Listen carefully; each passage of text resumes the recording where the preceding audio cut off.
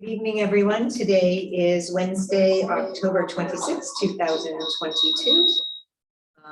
At 6 p.m. This is the Gloucester School Committee, and we are meeting at the Gloucester High School, 32 Leslie O. Johnson Road in Gloucester. I will state that the mission for Gloucester Public Schools is for all students to be successful, engaged, lifelong learners. Consistent with Chapter 107 of the Acts of 2022, this meeting will be conducted by remote participation. The public may not physically attend this meeting, but every effort will be made to allow the public to view and listen to the meeting in real time and participate when necessary. If you are calling in on a phone, you can press *9 to request to speak. If you are watching on a computer or device, there is a raise hand button that you can tap or press to request to speak. Please use either of these options during oral communications to be recognized to speak. Present at this meeting is Christy Lambert, the Assistant Principal at East Gloucester, Matt Fusco, Principal at Veterans Memorial School, Amy Pasquarello, the Assistant Superintendent, Ben Lummis, our Superintendent, Keith Minio, School Committee, Melissa Sarah Prince, School Committee, myself, Kathy Clancy, Sam Watson, also School Committee, Bill Melvin, School Committee, Laura Leeson, School Committee, and Mayor Greg Berga, School Committee, and Maria Puglisi, our Recording Secretary. I ask that you all stand as they pledge allegiance to the flag of the United States of America and to the republic for which it stands, one nation, under God, indivisible, with liberty and justice for all.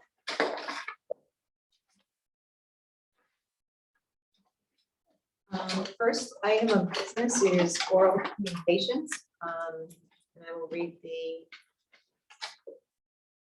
guidelines for oral communications. The public shall have the opportunity at every school committee meeting to be heard under oral communications.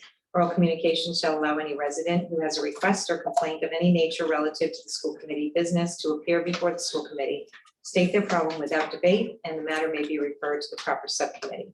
For items that are on the agenda, members of the public may address the committee with the permission of the chair. Persons speaking under oral communications shall be limited to 3 minutes each and shall submit a copy of their prepared communications to the recording secretary.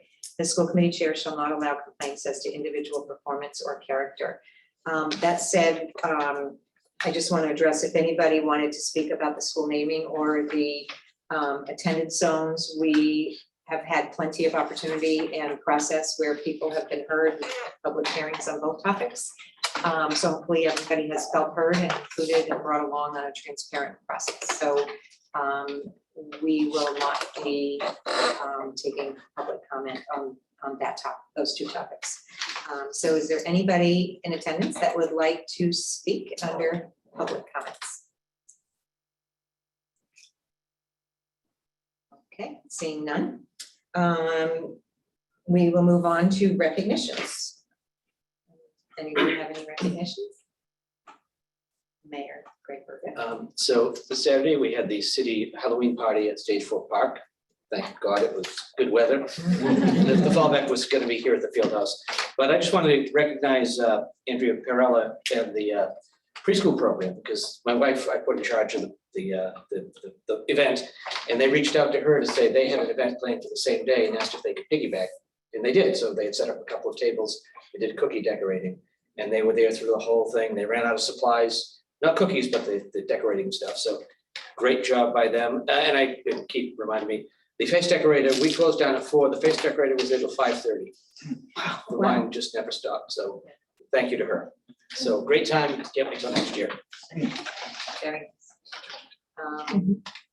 I have a recognition. I was just made aware last week that there is a Gloucester High School graduate who became passionate about musical theater, and she has a leading role on Broadway in Into the Woods. Her name is Katie Garrity, and I think we'll remember that she was somebody we would see sing at different events.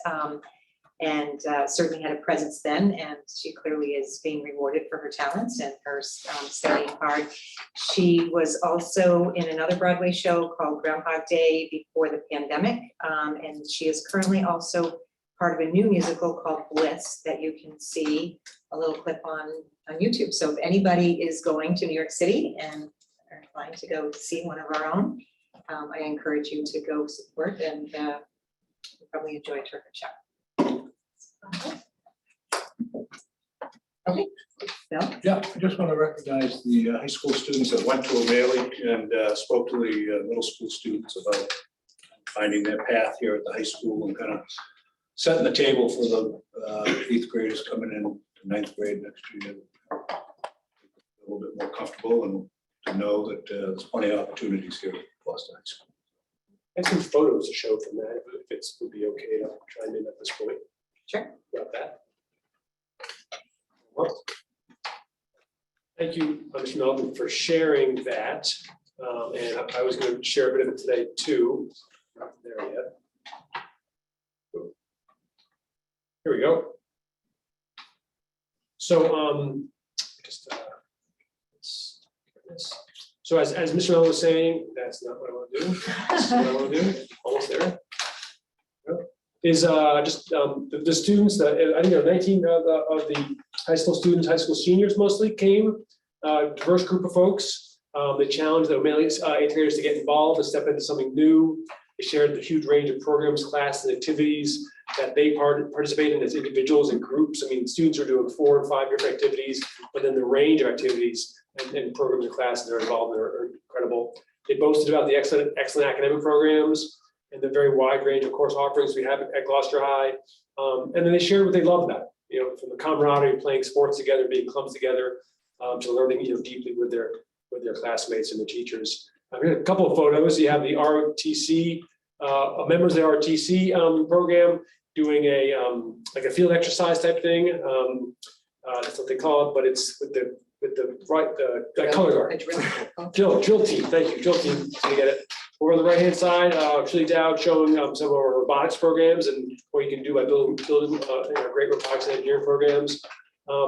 These are the students. So this is sort of the mix of students you can see. That's not even all of them there. It's most of them on the right hand side, but Seamus Buckley, Chloe Gaspé, Bobian, Eliana Cracciola. I apologize if I messed up. Cracciola, thank you. People help me, please.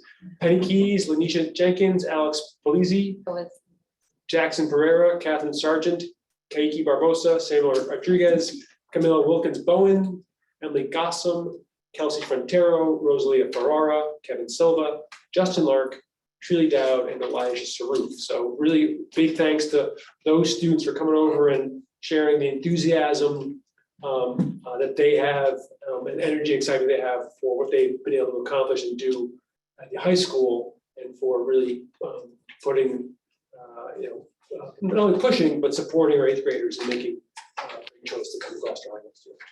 Thank you so much.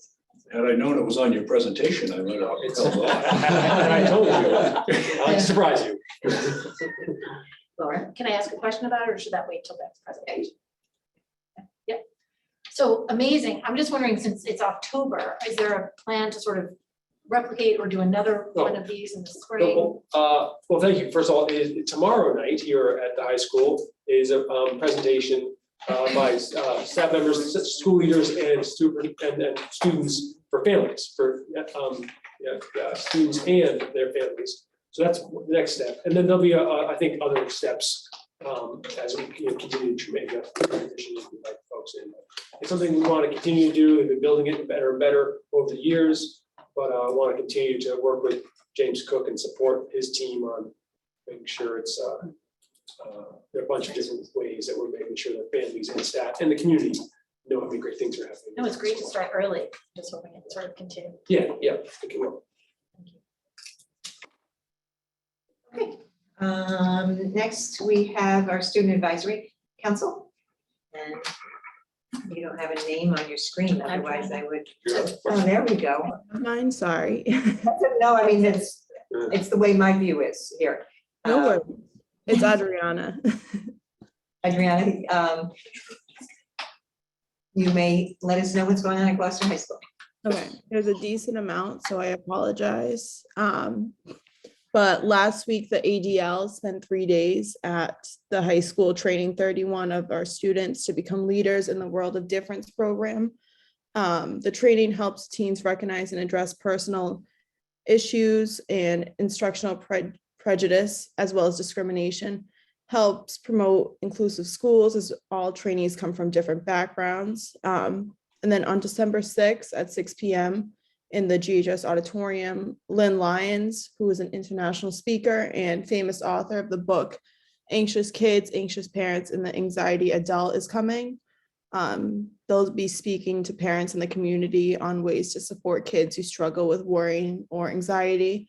And then any forward questions can be asked, forwarded to Amy Cam.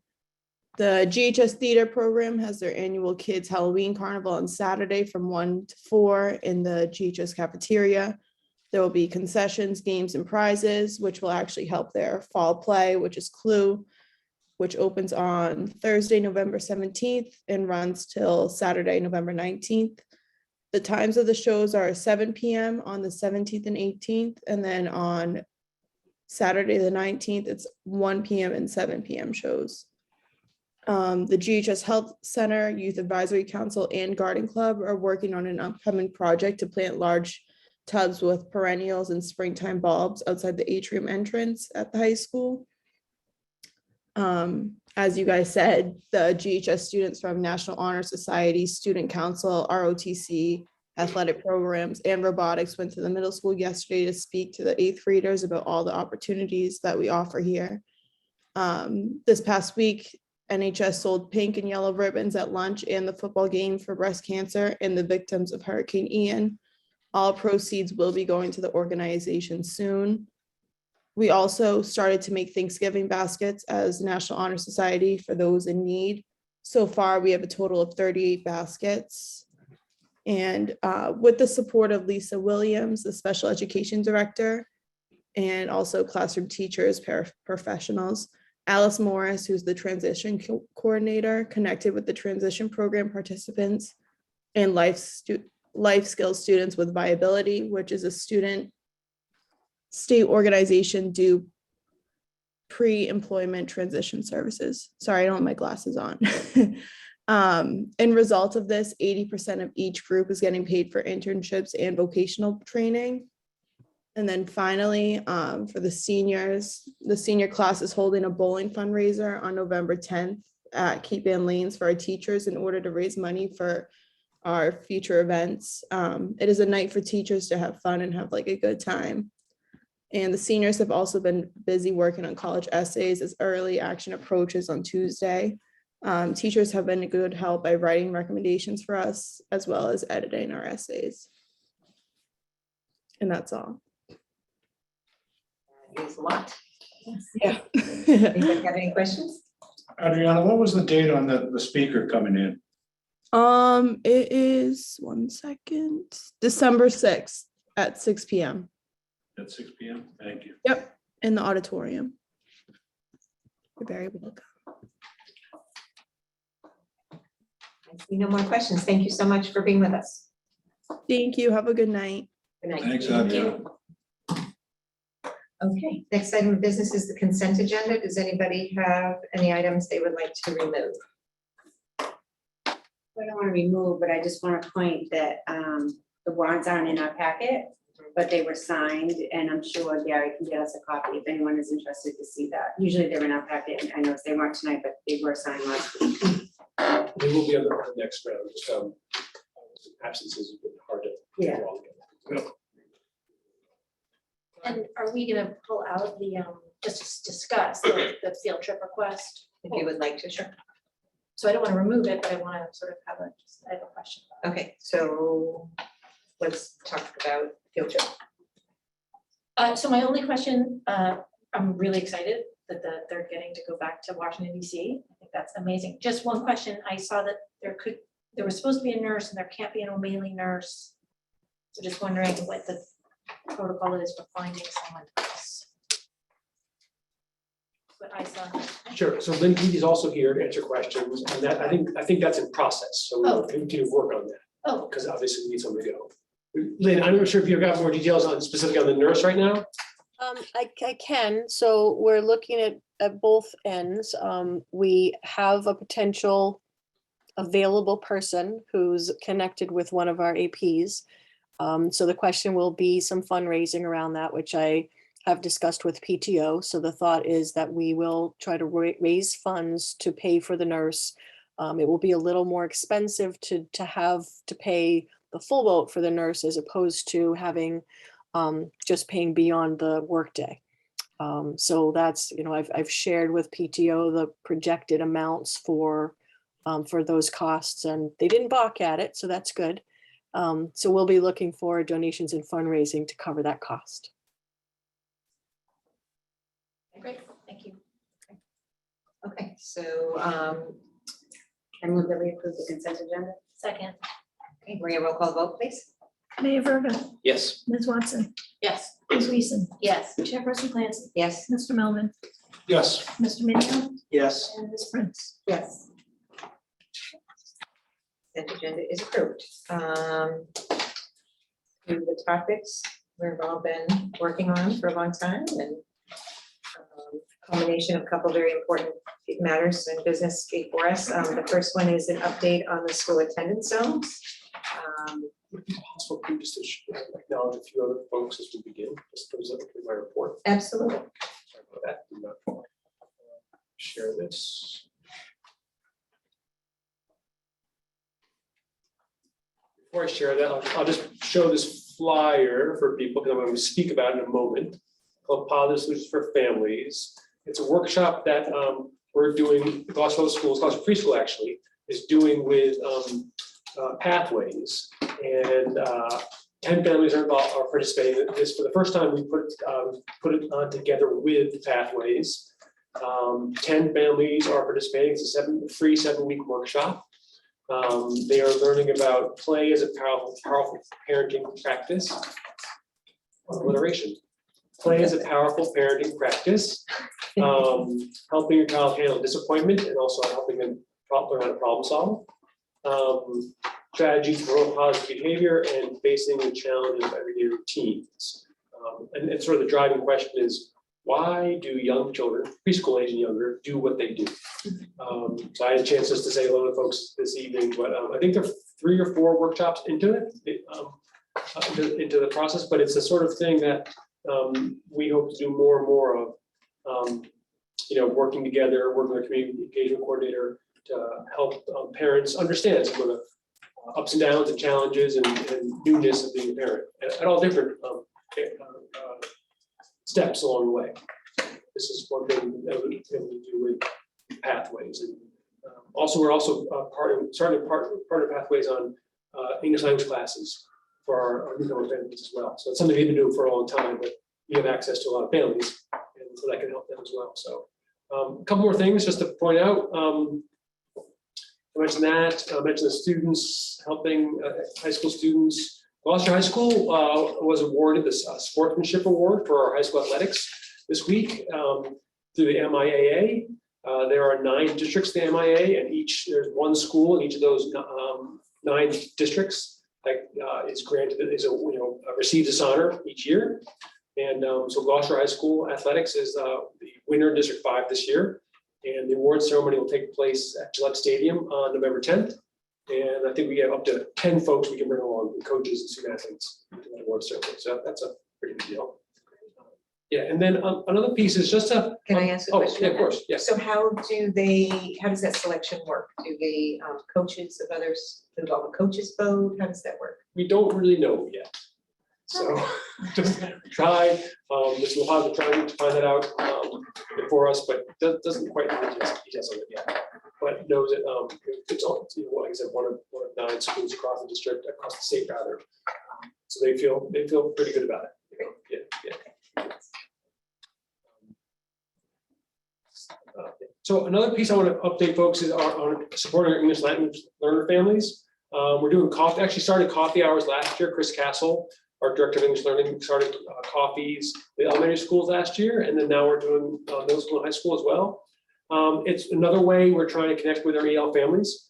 Gloucester, as for 400+ years now, has been a city of immigrants and folks coming here, and that continues to happen. And what's I think amazing about Gloucester is those immigrant groups from different countries and different parts of the world come here, and they have really helped to form what Gloucester's culture is. Some of our biggest citywide traditions are from folks who moved here from other places, and that continues today. And so just trying to support our families. So These are coffee hours where folks come, we invite our English learner families to come to the schools in the morning typically. We have childcare, offering coffee as well. But we're really just having, growing large numbers of turnout. They're not very big, 6, 7, 8, 10 families, but we're pretty excited about that. You can see some photos here, and a few things that folks really say. They appreciate the time. They appreciate meeting the teachers and meeting principals. They love to hear what's happening in our schools. We'll have a translator there as well to help them make sure that we can get through any language differences. Folks are just very kind about sharing how they appreciate the principals, appreciate being in Gloucester. You see Beaming and veterans photos from here. Veterans did have the largest one so far, which I'm sure Matt Fusco is proud about. Yes. And then upcoming coffee hours are West Parish and GHS in coming weeks. One other piece of this is we're able to help our families.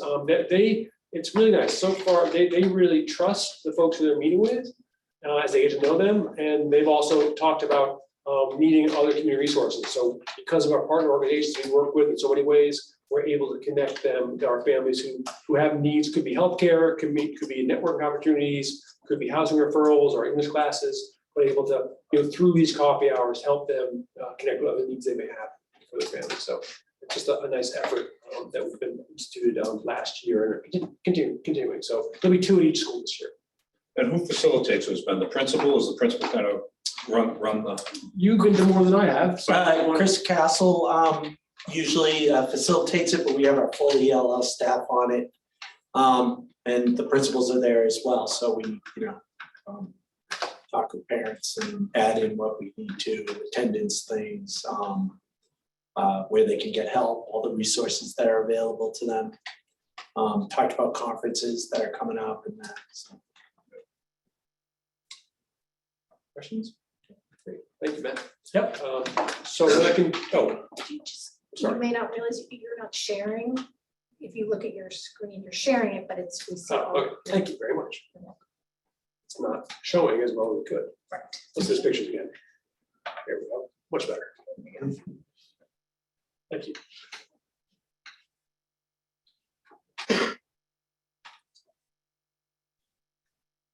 Move on to this. Okay. Just have a few things just to capture, sort of partly in following from last time's meeting.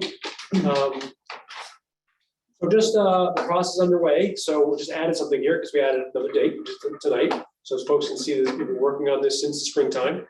A number of different meetings with the school committee and the public. And that was scheduled to vote. So again, just to remind folks, just a couple slides here, trying to reach more sensible and contiguous geographic school attendance zones.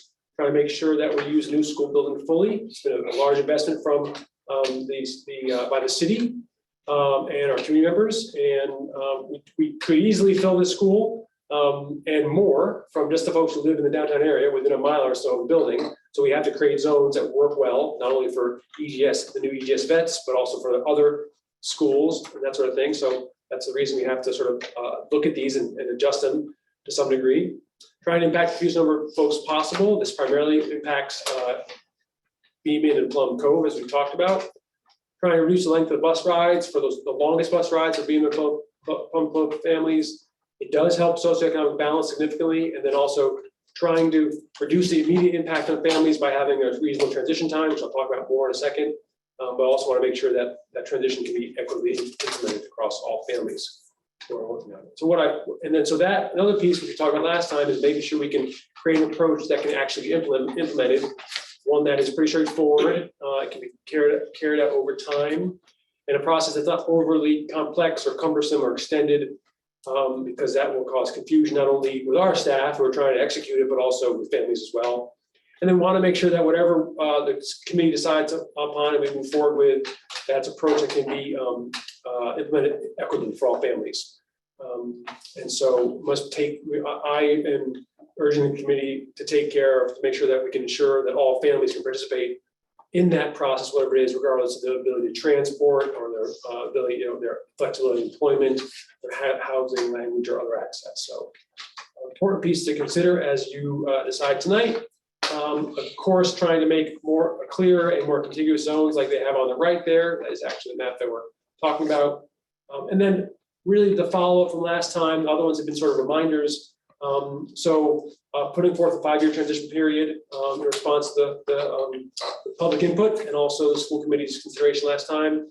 That transition period will begin next year as we planned. Any student currently attending an elementary school can complete elementary school at that school. Transportation will be provided for the full 5-year transition period. And the students can choose to move to their new school starting next school year. Do want to just highlight, there are a couple of challenges at grades 1 and 2 of both being in Plum Cove. Those are quite full classes. So just want to make sure folks know that there's a really available spaces on those grades. If some folks move from one to move to another school, then some folks can move in. But that's just those 2 grades. It's a little complicated because they're tight.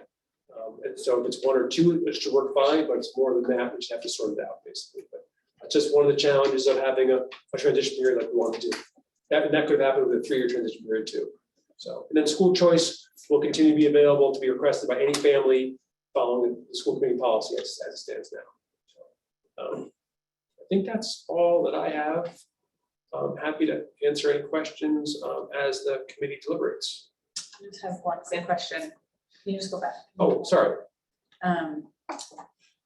So when you say that the transition period starts next year, does that mean that kindergartners who start next year are able to sort of spend those 5 years there?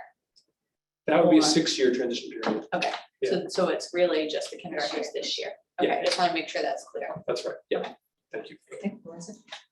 We really didn't have too much of a discussion about the start time of the schools and any impact that might have, so I just wanna keep that on our radar. I don't know if there's gonna have to be any changes because of the way this plan is kind of designed right now, but I just think we need to work through that. I don't think we need to do that for the vote, but I think we need to work through that at some point to make sure that there's no 2 kids, 2 schools, same start time, All right. things like that. Right, where a start time would be challenging. It's not the same sort of like challenging. So just if you can report back to us on how, Yeah. what issues, if any, there would be because of that. Because I know some parents raised concerns about that, and that was something I had thought about too. Because I just don't know the start times, I can't remember what they were. Yeah. So yeah, we'll report back on that. Absolutely. Yeah. Thank you. Do we have, with the elementary schools, are there more than, let's say, 2 start times? I mean, is there? Just 2 right now. That's just 2. Just 2. Okay. Yeah. One of the things that start time for next year is with the new building.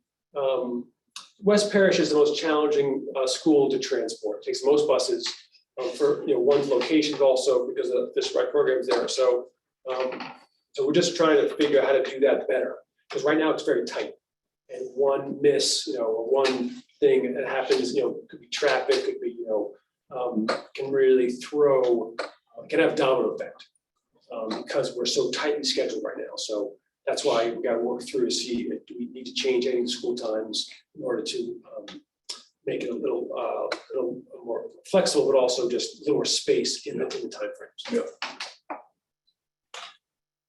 A bus to West Parish actually goes from the island to the West Gloucester area over the Cut Bridge. So that's one of the things we looked into, because there is part of West Parish School Zone has been on the so-called around Centennial, that's where we are now. And hoping to get that off, because sometimes Cut Bridge can cause problems for traffic, including school buses. But the school buses actually always come down Centennial and don't actually typically don't take the highway, because many of the routes start on this side of town. They go through Magnolia to West Parish, they go down Essex to West Parish, that's what they, so it really can't, that doesn't help us any to get those over, to get all of West Parish off the island, so to speak. But then all the buses, really what happens is, many buses go first, and then they disperse to the different elementary schools, including West Parish. Whether that's in the morning, picking up, or in the afternoon dropping off as well. So we have that really, middle school, high school / tier, and then we have 2 elementary tiers. So we have really 3 different, so it's one of the most complicated things we do every morning. Especially on an island. Right, getting kids to school. So it's that way for every district that buses. just one of the complexities. Good question.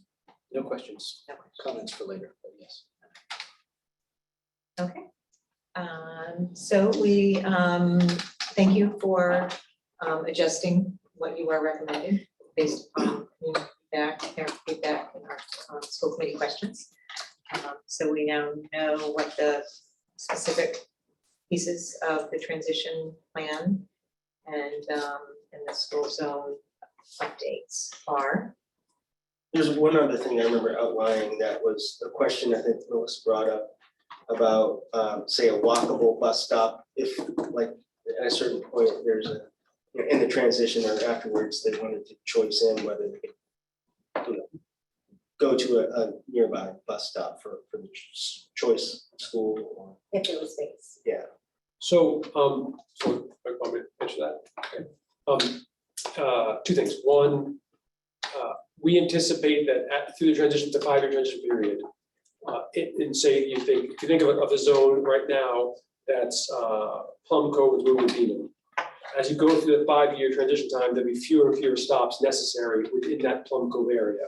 Also, they're older kids and become 3rd graders, 4th graders, 5th graders, so they can walk a little bit longer to a bus stop. That will help us make that, that's what helps make that 5-year transition period possible.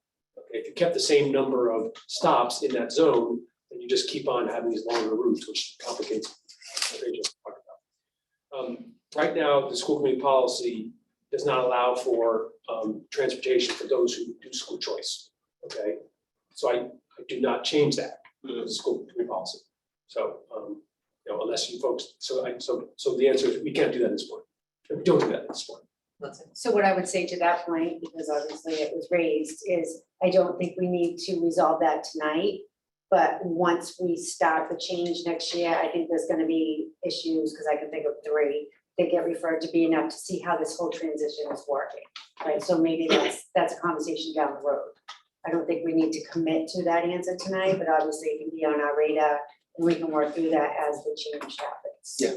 To see how the flow of the transition is. And then, you know, it would take a policy change. Right, because I think at this point, we're just kind of, the vote, and correct me if I'm wrong, the discussion is more about the 5 years as opposed to the 2 or 3 year.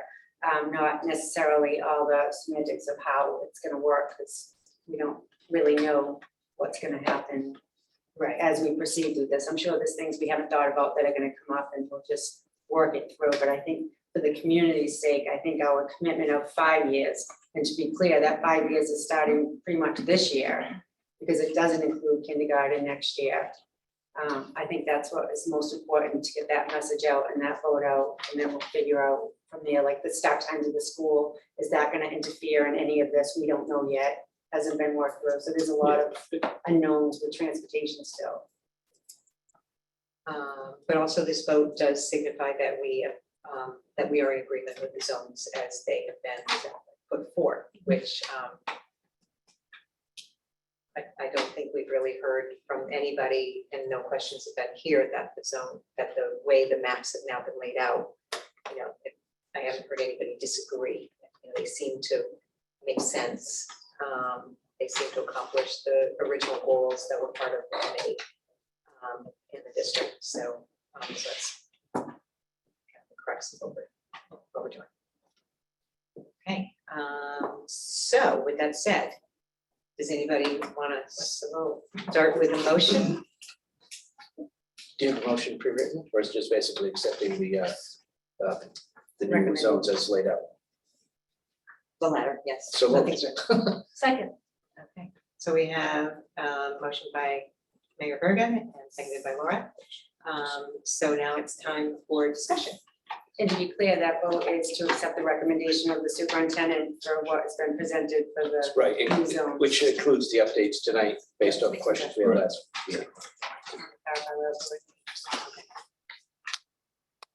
Sorry. So, and do we want more detail in the motion, or we are fine? I think, I think we're covered. Yeah. Because it's already documented. Thank you.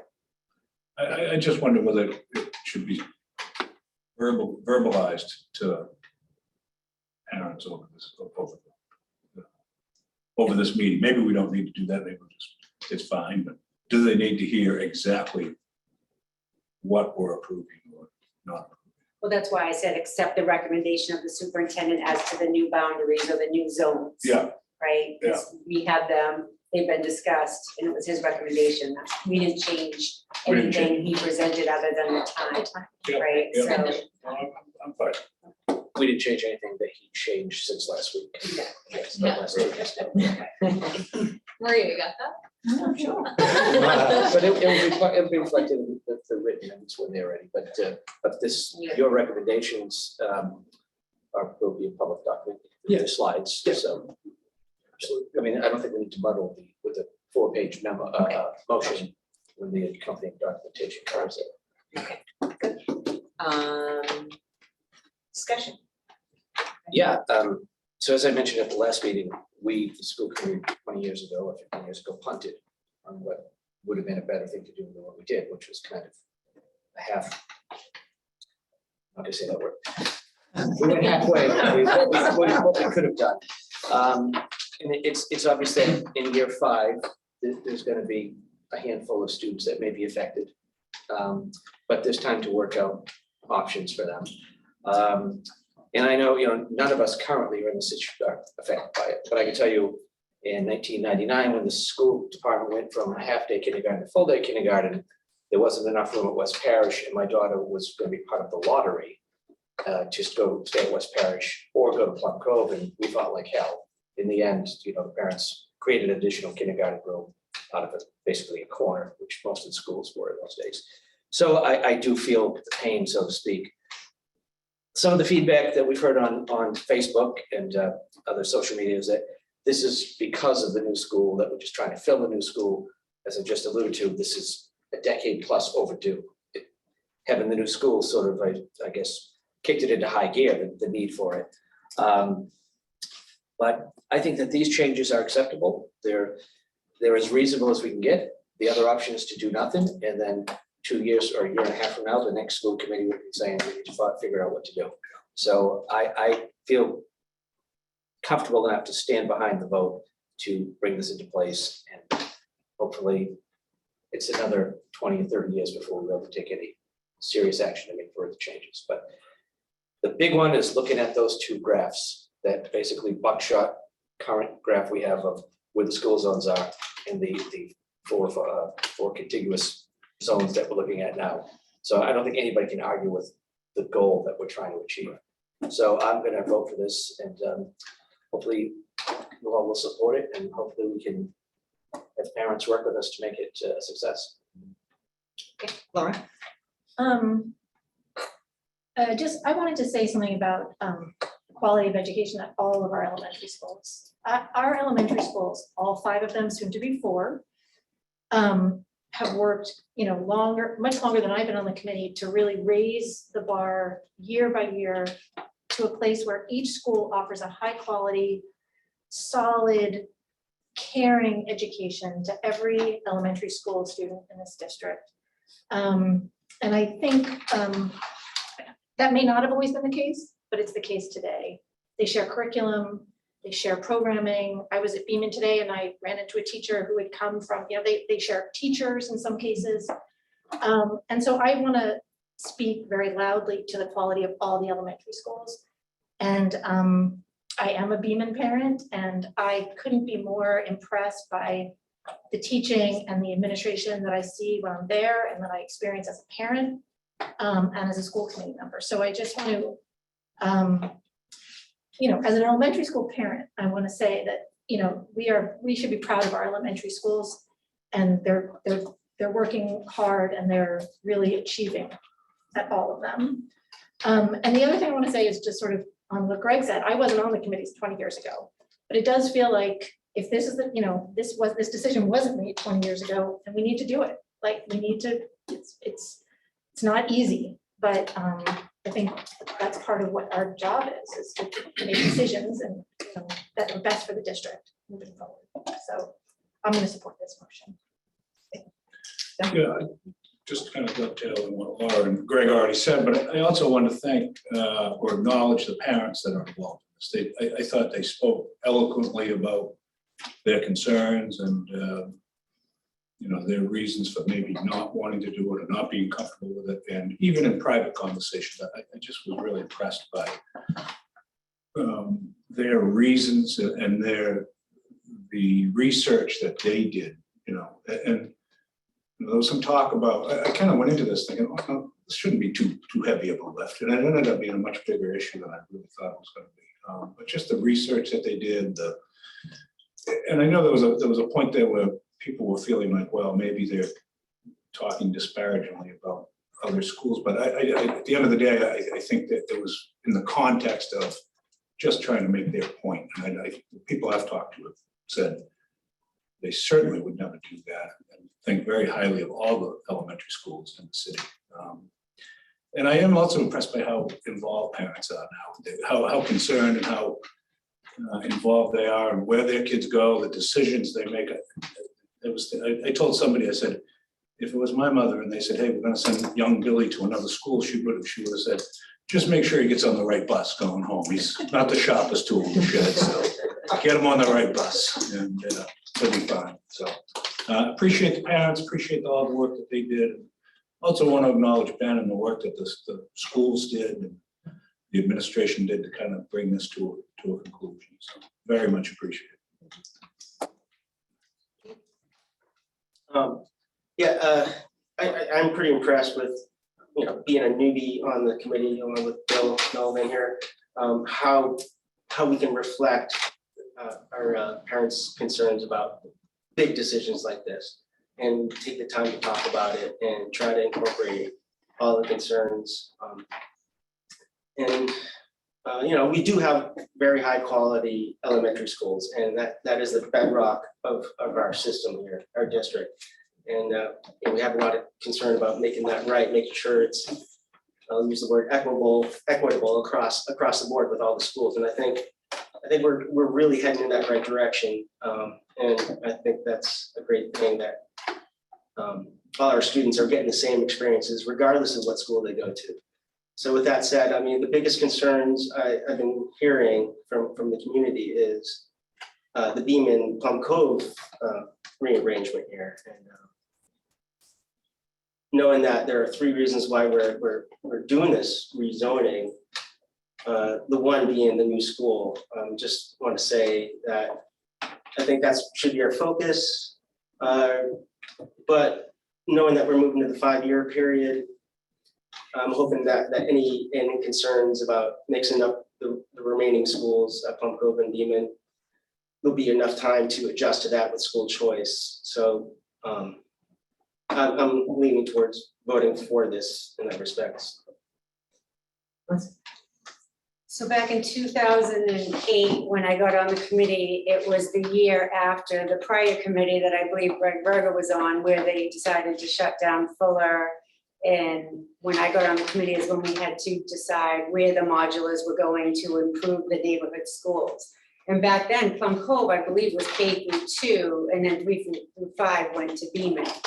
And it was redistricting that happened then, and I remember the ugliness and the disappointment from the community when we were doing that. And when this got brought forward to us recently, I was like, oh, here we go again, because the pain from 2008 still feels real. Because if there's any issue that we discuss as a committee that really hits home and causes a lot of concern and anxiety for parents is this topic, right? But here we are 14, 15 years later with 2 new schools since then, still kind of functioning under the Plan for Effective Learning Communities, which generated the discussion about equity in all the schools and the alignment of the curriculums that we've been doing for years.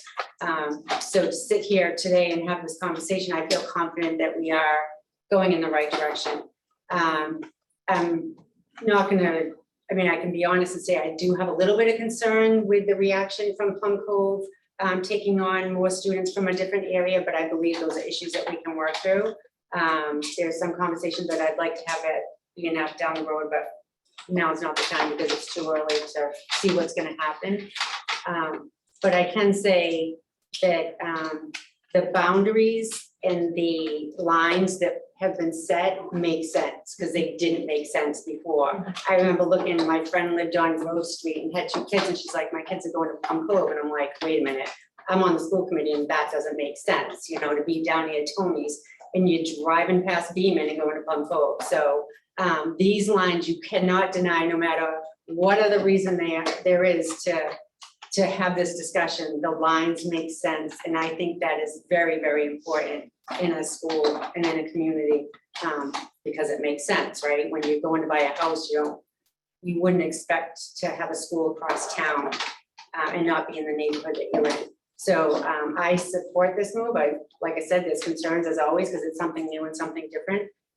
But I think we've done our due diligence, listening to the families, addressing their concerns. We all came out with that same response to those families, which is great. And I'm ready to support this plan, knowing that there's ongoing conversations, but we're doing what's best for kids and families and something that makes sense, which isn't something we always do. Right. You say something? Yeah, sure. I think everybody has really hit the nail on the head in terms of why this plan makes sense. I couldn't agree with Melissa more in terms of the zones. They really just make sense. I've had so many families have similar conversations with me about the confusion around the plans. And I think this is long overdue, and I appreciate the administration's work on trying to really clarify that and make it a little bit more straightforward. I think the plan is clear and transparent and again, straightforward. I think that we've done a good job on the committee at helping families to sort of understand that we hear them, that we want to help support them by extending this 5-year plan, but also communicating as clearly as possible that there isn't a guarantee, right, for other students, for siblings to have a spot. And with that being said, we've also done a really good job of raising up how important, how each elementary school is doing excellent work. And so both of those things, I think, are what we needed to accomplish through this conversation, is helping families to feel confident about this transition, regardless of what decision that they make. So I'm definitely gonna support. I'll wrap up by saying I will support this. I know Jonathan Pope, who's on the committee for a long time, I think in the past 4-6 years, has brought this topic up at different times, and it seemed that it was a messy topic, but really no one catalyst to start looking and doing something about it. So the new school thankfully gives us an opportunity to make some sense. It also provides an opportunity for more kids to have a shorter bus ride and attend the new school if they choose to do so in the short term, or but eventually those streets and friends in their streets and neighborhoods will end up, you know, at this school. I think it's important that, you know, with this making sense of moving things around, is that more kids will be going to school with kids they live next to or have, you know, time that they share outside of school as well. I mean, I think before it's, you know, you played for one area of town sports team, but you didn't go to the same school as a lot of those kids. So I think that's important. I also think what's really important is that by doing this, we kind of leveled out a little bit of the socioeconomic numbers in the community. And that's important for multiple reasons. And not least of which people wonder about that, but the Department of Ed is always looking at some of these subgroups, and we need to do well by all of our kids. And I think by, you know, just by leveling out that a bit, you know, provides more diversity in all of our schools. That's helpful for everybody, as well as those supports that come with it. I do want to thank everybody who has, as Bill said, we have such respectful communication on this topic. I am very proud that we worked through, I think, a very difficult and personal topic for many of the families that may be impacted or more would have been impacted if we had not gone to 5 years. So I think hopefully they know we hear them. We try to make sure it makes the most sense possible. If it's doable, we would like to make it happen in this situation. I'm very glad that we can make it happen.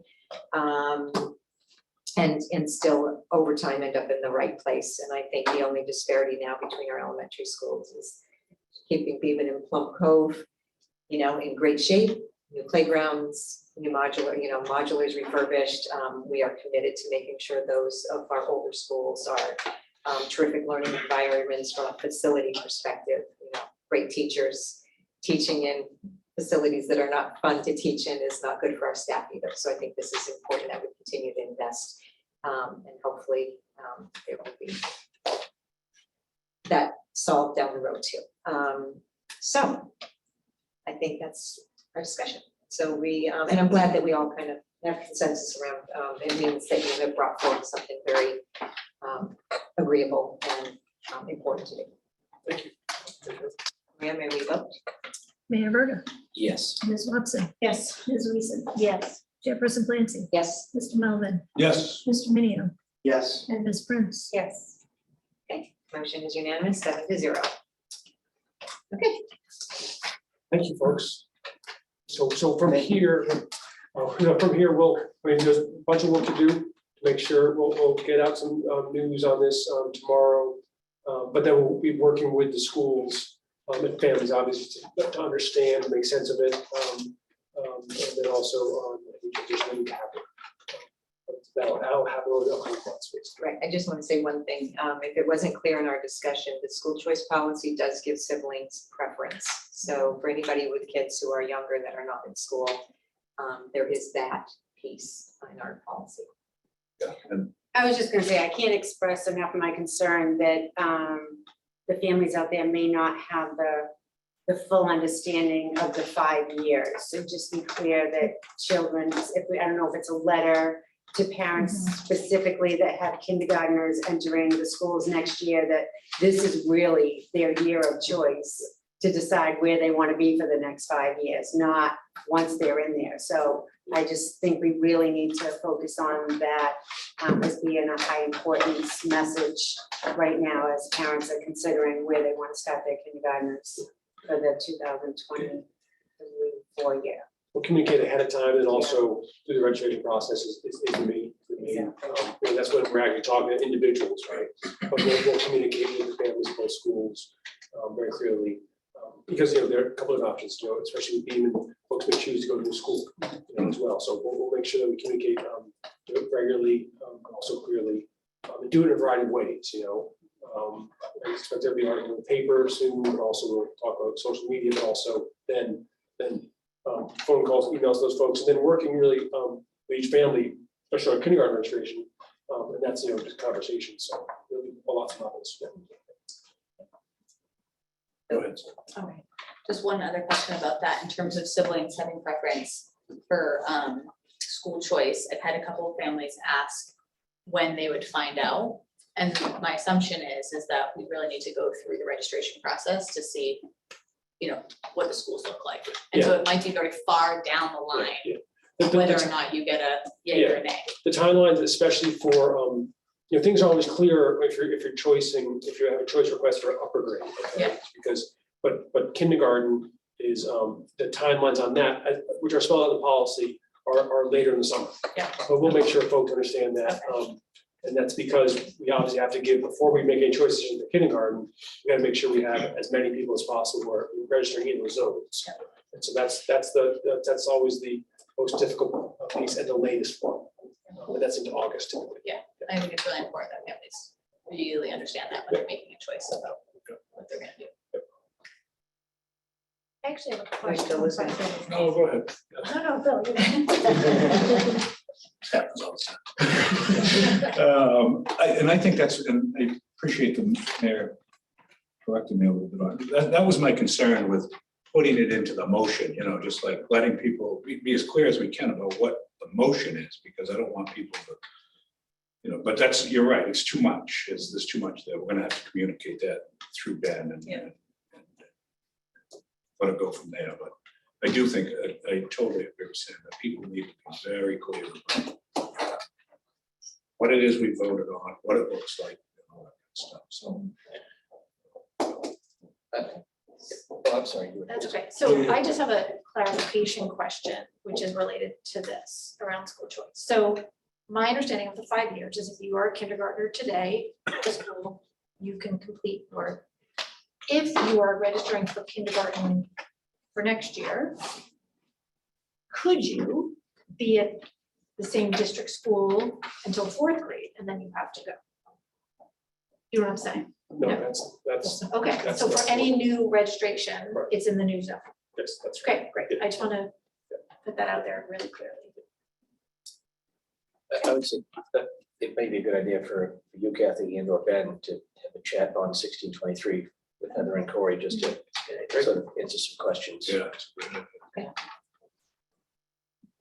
I want to thank Superintendent Lummis for the, putting together this proposal and working with us to make it more pleasing to the community, and understanding their concerns, and also going forward doing the heavy work of implementing this. Thank you. The fun part. Thank you, folks. We Okay. Appreciate you, as always, we appreciate your thoughtfulness, responsiveness, but also working together at the local. Often deliberation to come to a good decision. So, okay, thank you. That is less and less common among school boards, school committees. So I don't say that lightly. It's actually very, very important. What's that? I know that's true. The So- MASC conference has, definitely workshops on Civility. some of these We issues. got awards from Chest MASC too for our awesomeness, But so. we should get a word for awesomeness. Like the Good GHS sportsmanship? athletic department. Yes, we should get those sportsmanship awards. Let's give it some time. Let's see how it shakes out. Let's move on to the next topic. See if we're still up for it. So should we continue? Sure, the next topic is, So I just have 2 slides in this one. continues the excitement of our new school that will open in September. And that's the first slide, this is the second slide. 5-4. We're happy, you see that the triumvirate here, Amy Pascal, Matt Fusco, and Christy Lambert are willing to answer any and all questions you have about the schools, the names, the process. But other than that, it's in your hands and we're happy to help you any way we can. Your deliberations. Okay. So we talked about this the last time. The approach that we are going to take is to do a straw poll. Everybody has a postcard. I ask that you put down your choices in rank order, 1 through 4. Maria will collect them from us and she will tally them and she will then weight them. So your first choice will have 4 points. Your second choice will have 3, your third choice will have 2, and your last one will have 1. That way, when we can see how the weights are, we can see kind of either consensus around 1, 2, or we have 25% for each, so we have no consensus. But at least hopefully this will get us, it will get us started on a discussion. It will be anonymous as to what Maria takes over there. I don't know, I don't think we do it anonymous. This is, everything we do. No, this is not the vote. This is to start a discussion. But it's, It's not the vote. I still think we should put our name on it, because I don't know if it's necessary. Secret ballots are. Oh, It's, yeah, sure. it wouldn't hurt, I mean. Put your name on it. Yeah. Because in the end, after the vote, she We can can compile tell it. who's writing to anyway, Yeah, I right? don't mind putting my name on it. Yeah, that's it, right, I mean, so I'm not trying to be picky, but I'm And just these saying. are relative rankings, right? Yes. It's not, oh, I'd never No, pick I these think, other I three. think after all is said and done, the minutes could reflect, here are the 4 choices by the 7 members. And then the vote will be a whole different part of, that's discussion, this is the vote. That way there's no. Yeah, I'm not doing it to be secret. Oh, no, I didn't, not I wasn't transparent. implying that at all, Yeah. I'm just saying, keep it off their mind. Yeah, It's a conversation starter. Yes, so it doesn't hurt to, The names are on the memo there. yeah, so we all know the names Yep, before us. Okay.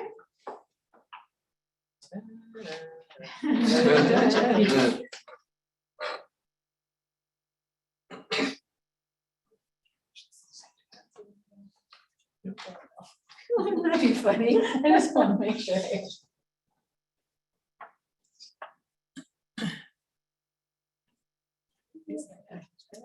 Yeah. I was wondering if they- Oh. It is. And it's listed. I just want to make sure I spell, that I haven't worded it right. No, wait. I think they all end with elementary school. Right.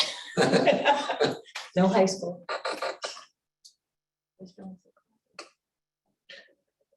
Yeah, I searched for something that was not. I just want to make sure I write the whole thing. Well, even if you don't write them. Yeah, So yeah. should we just give them to Maria? Pass them down. That's no. Oh, no, no one's seeing mine. Okay, so we're just getting. I'm kidding. No. Yes, I'll come around. Like, He's not doing that. Yeah, I just put my name on it. Oh, yeah.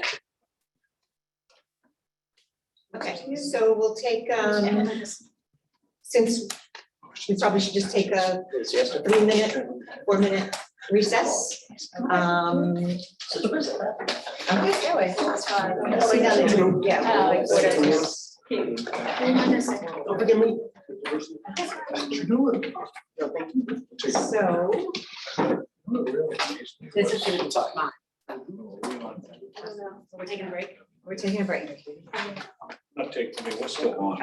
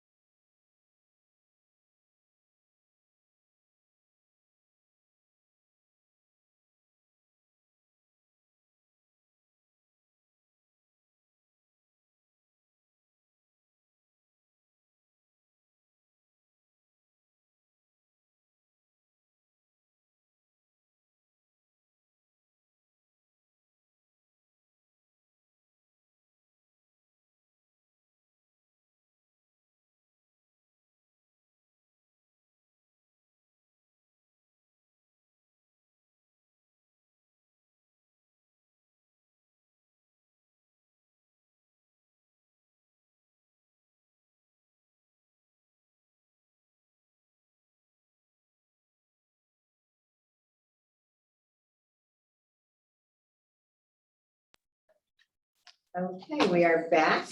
And before Maria gives us information, I just want to acknowledge that Jonathan Pope is on as an attendee. He's currently the co-chair of the school building committee and has been on the school committee for a very long time. So it's nice to have him.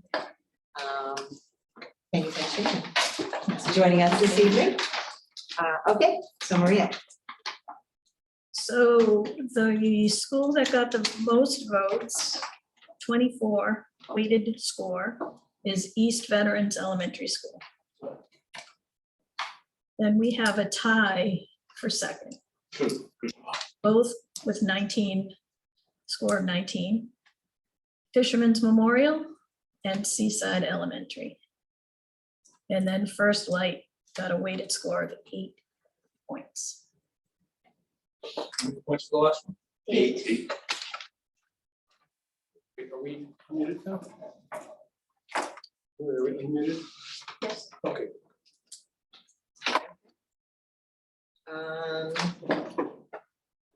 Okay. So it seems like we have to talk about 3 names out of 4. And does anybody have any questions that they want to ask the administrator before we begin any kind of discussion? No, everybody handed us. Okay, go I ahead. just noticed, it's East vets as in possessive, veterans, not like plural. No, Right. tomorrow. Oh, yeah, it looked like it was, It's a school for the veterans. yeah, no, I thought I saw an apostrophe after the S, or that's I don't know why, maybe it was, now I realize it's probably quotes, but a single. It should basically be the same as it was before. The veterans has a apostrophe after the. Yes, Oh, okay. because it's Yes. plural. Yeah, Plural possessive. Yeah. Plural possessive. Yeah, teachers. That's it, veterans is? Not. Veterans Memorial. Veterans. Veterans. School of Yeah. veterans. It's not- My grammar isn't the best, I have to say. So it's veterans, plural apostrophe. So like, yes. Veterans, with an apostrophe. Yes. It's given possession to all of the To veterans. plural Right. veterans. Yes. Right. Okay, all right. Anybody want to kick off discussion? I'll kick off as one of the 2 veterans alum at this table. I have to agree with Miriam Boucher's comments from last meeting that it's important that the veteran's name be somehow incorporated into the school. I think especially with all the controversy around ball field, I just think that it's very symbolic and it means a lot to me personally, having gone there for 6 years. My whole family, for the most part, going through. But the veterans have a very important part in this community.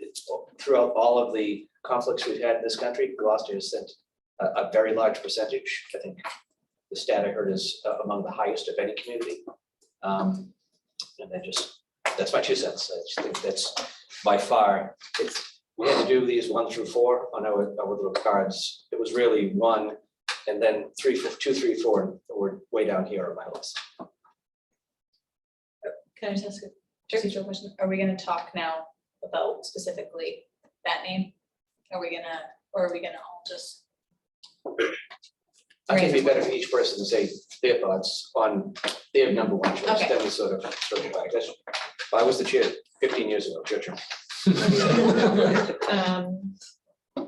I think maybe in our comments, we can kind of address the other names as well. I mean, you can express your, Yeah, I mean, I would love to take it name by name, since you brought it up, okay, to sort of all get right, let's do a thoughts name by name. around. Okay. Bill? Oh, so, sorry. You mean you want to talk about that name? I was really fearing that we would end up with 3 instead of 2. It's a bit easier for 2. So you want to talk about East Veterans? Do we want the people who supported that name to talk first and then discuss it? Or- No, it shouldn't matter. Okay. Doesn't matter. So whoever wants to speak. I have a question. Yeah, Melissa had her hand. I don't have a question, I just want to. I just want to, so, so I very much saw in the comments, and I hear what you're saying about the name of veterans. I guess my question is East Veterans, and it's veterans, but where's East Gloucester in it? East is a location where the school no longer is. Well, it's East Gloucester now. It's in that ward. Yeah, okay. We used to call it Ward 2 school, it's been in Ward 1 for decades now. Okay, well, I guess for me, it sounds like East sounds like a prefix of veterans. It sounds like the name is veterans, again, still. And that then we're just gonna put East in front of it as, that's just, I'm asking about that because it sounds like, from what you're saying, like you went to veterans, you know, we honor our veterans here. This is a community that is really, really grateful for and honors our veterans, but we have two schools coming together. So that's, I guess that's just, it's an honest question about how we bring two schools together if one name is predominant.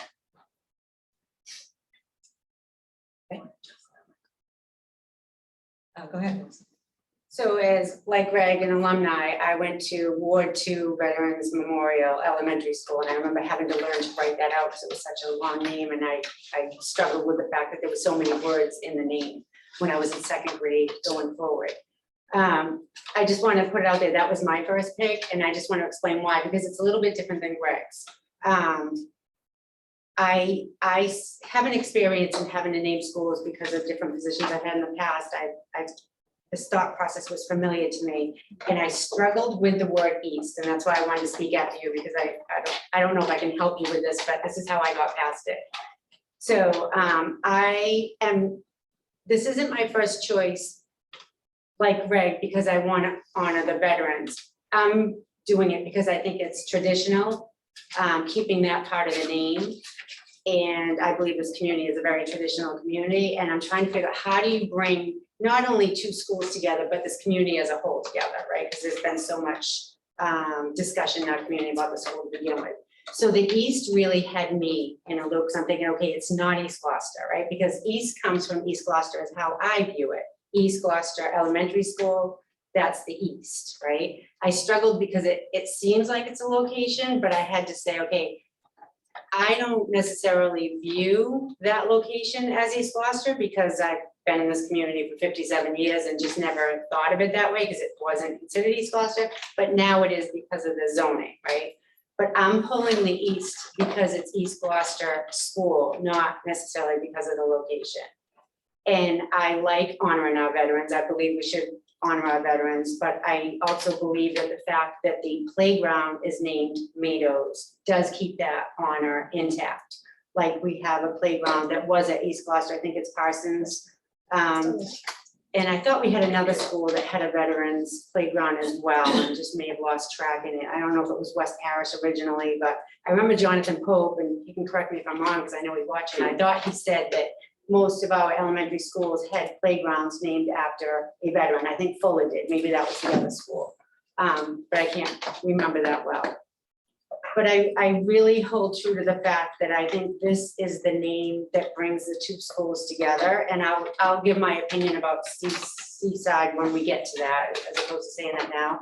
But East Veterans is my first choice because I think that really consolidates the two schools. And I think it brings the community to a point where we're showing that we're listening to those who wanted to take part in this naming process.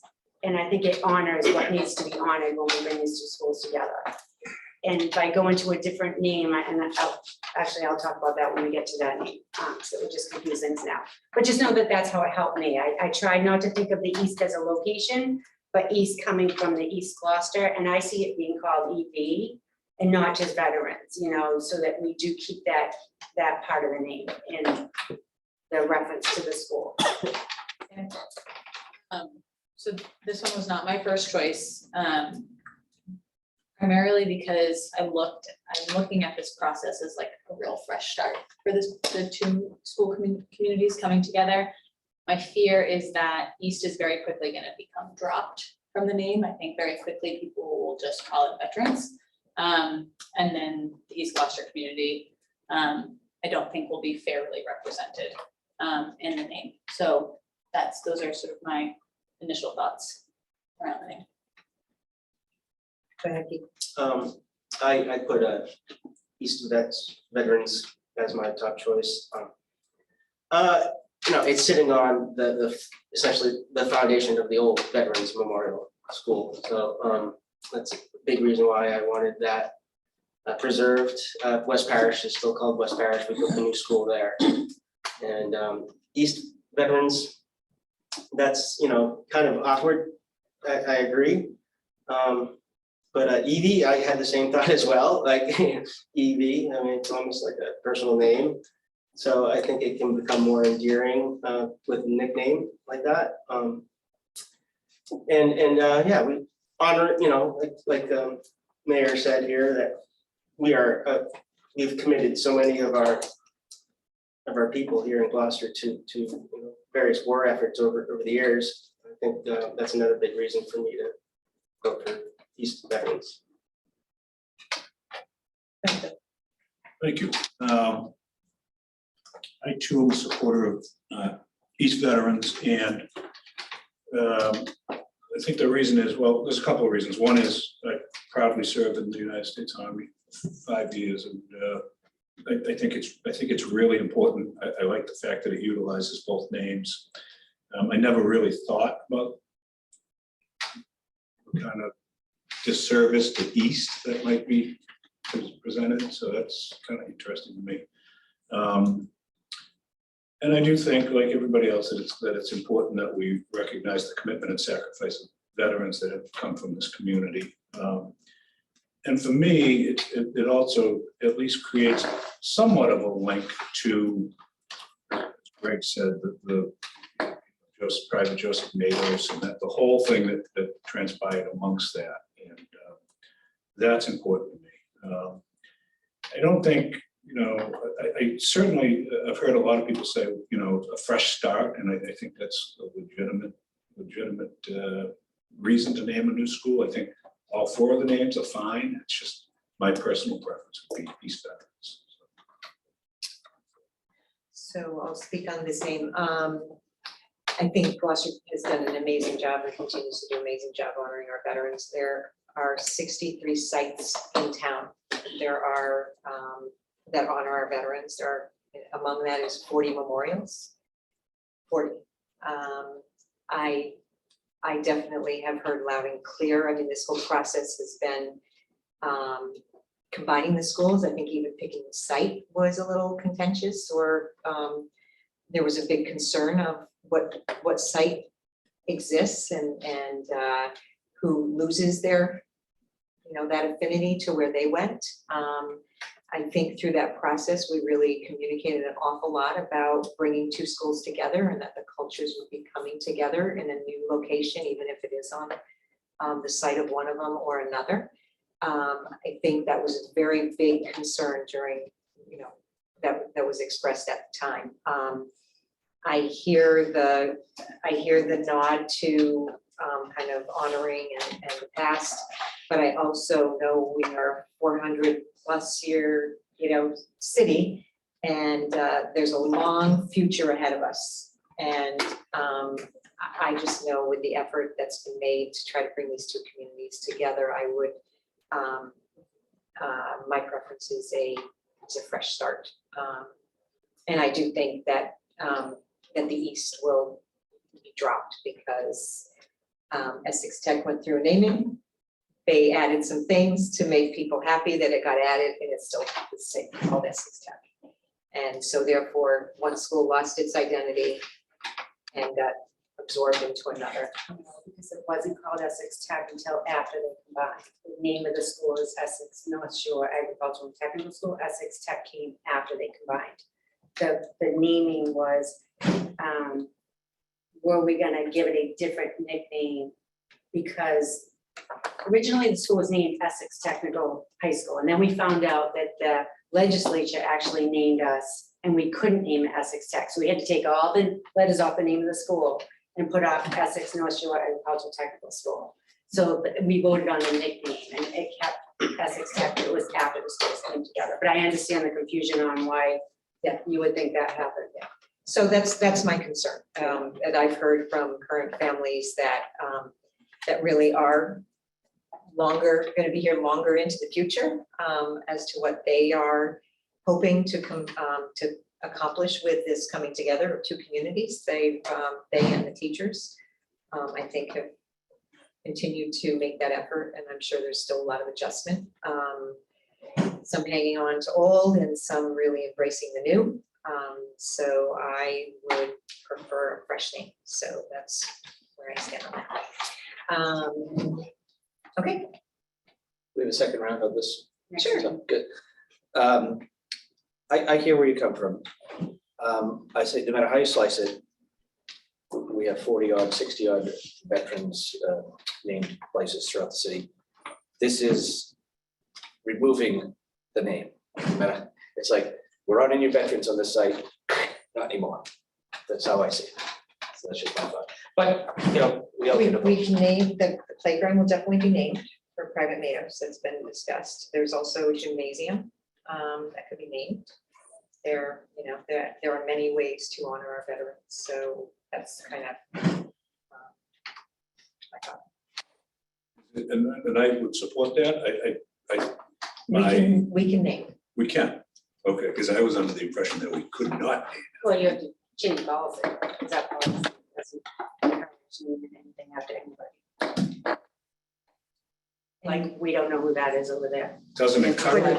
Right, that's a person as opposed to a group. A group. Yeah, so I think a group is probably what our, it was the name, the person, not a broader. Can I speak to what we're talking about now, but I'm gonna try to refrain from it entering another conversation, but I think it will.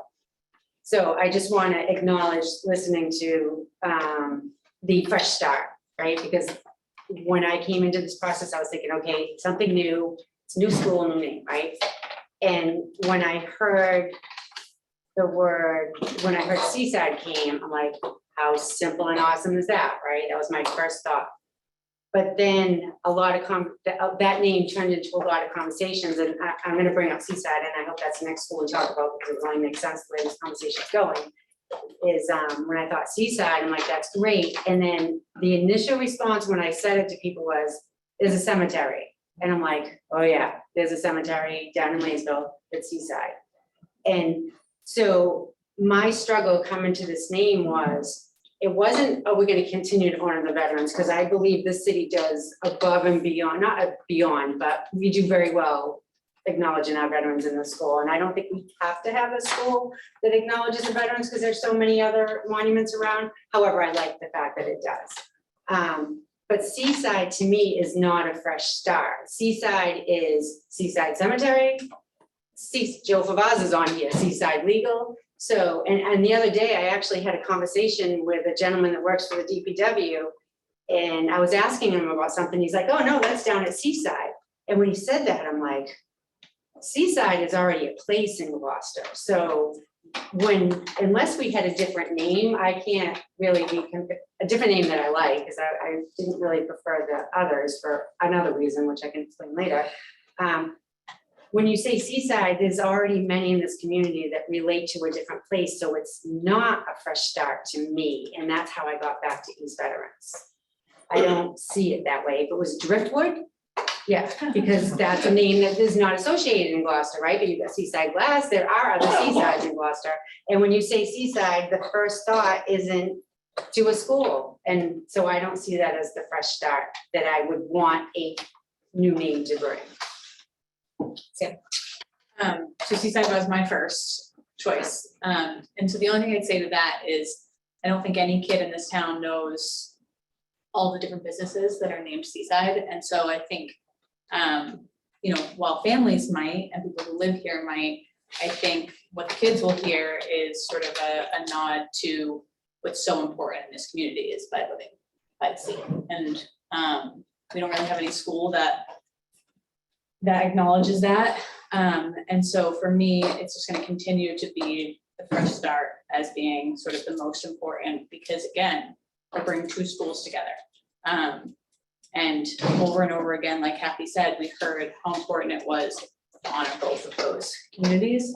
And I truly do not think that East Vets is going to honor both of those communities. So Seaside would be my first choice. Laura? So, Seaside was my first choice. Very much appreciate, Melissa, hearing your thought process. It's actually very helpful for me. I've never heard of Seaside Cemetery until this conversation, but I have heard of all these businesses. I think for me, I'm thinking about the families and the students moving forward.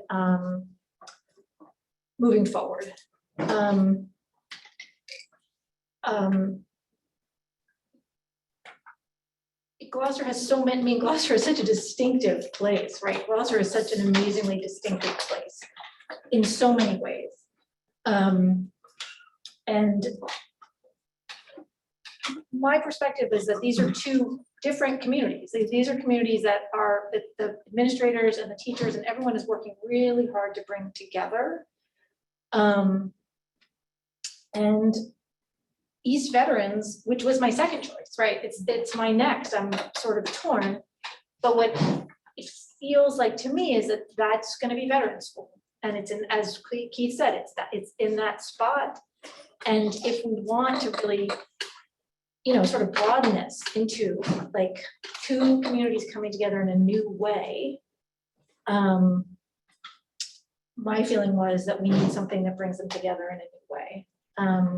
And that they can all sort of walk into together as like the first class that graduates from Seaside, or I fully understand, like, I mean, it's really a struggle for me, because I see both. And East Veterans just feels to me like we will drop, EV is electric vehicles now, right? So moving forward, that's, you know, if you start calling a school EV, I mean, that for the next generation, that's gonna be like a very clear, look, we can't control the nicknames. I don't think we're planning to vote on nicknames, but I just don't want the East Gloucester community to get lost. And I want both communities to feel equally invested in building a new community together, and not feeling like one community is sort of prioritized based on the name or based on the location. So that's where I'm going.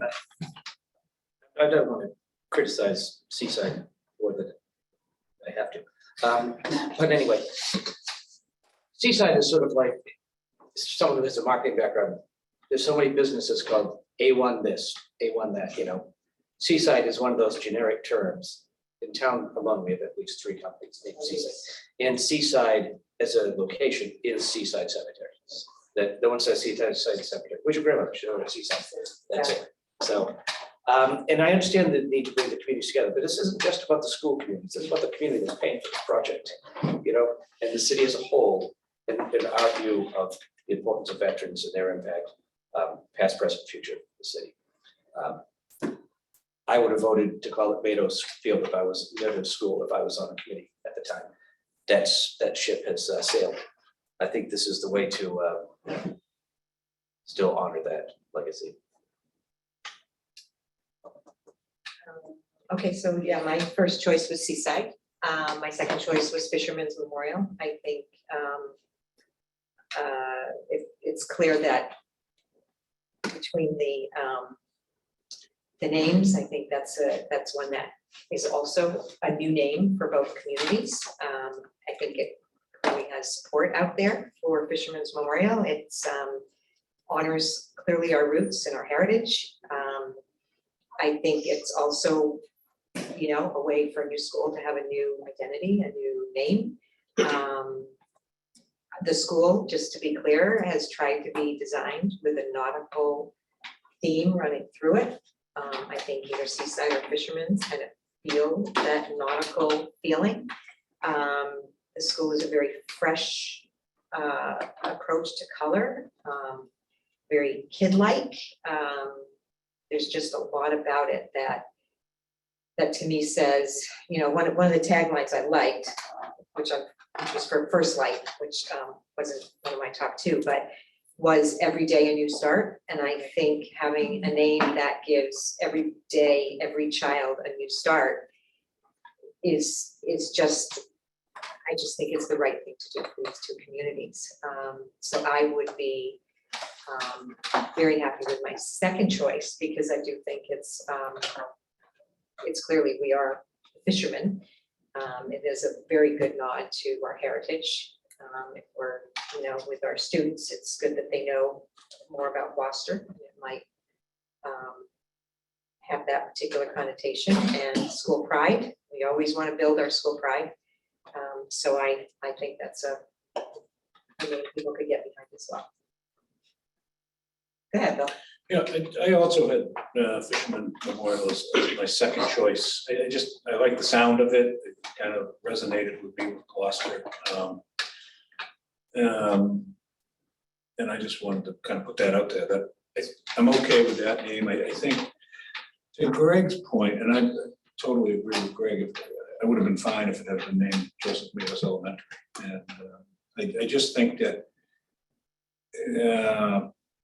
I think it's okay in today's world to have, you know, names that represent, you know, a past. And I think that East Veterans does that in some way. I think that it's okay to do that. I think today we're in the process of tearing down monuments, tearing down stuff, tearing down our history. And I think that can be a little bit of a slippery slope. When I see that, I'm like, is that really the way we want to go? And so, and I am a bit of a traditionalist in that I think it's okay to name things after people that have gone above and beyond, or groups like veterans. And I think the community's coming together. I think they're going to do that anyway. And I'm confident of that. So, but again, I did support Fisherman's Memorial. And I really fine with just about any names of the four. So, Melissa? So my thought process on Gloucester Fishermen's, because I like that name, but how I got to my priority was two reasons. So Gloucester Fishermen, when I hear that, I think of all of our students. Because you know, we're the Gloucester Fishermen, right? Maybe because I've been to a lot of sports games like you have, I just think of every student in our school district is a Gloucester Fisherman, especially if you're involved in some sort of club. And so that, to me, I didn't want to specifically name one school after that, because I consider us as a group Gloucester Fishermen. And then when it came to deciding whether it to be East Veterans or Gloucester Fishermen, it's like, okay, I'm being put in a position to choose between, are we honoring the veterans or are we honoring the fishermen, which to me is equally honorable. So I didn't want to go there in my mind to make a choice of who should be honored at the school. And I just went with the fact that I believe all our students are Gloucester Fishermen, and we don't need to name a school after that, even though it's a great name. That's how I came to prioritize where I was at.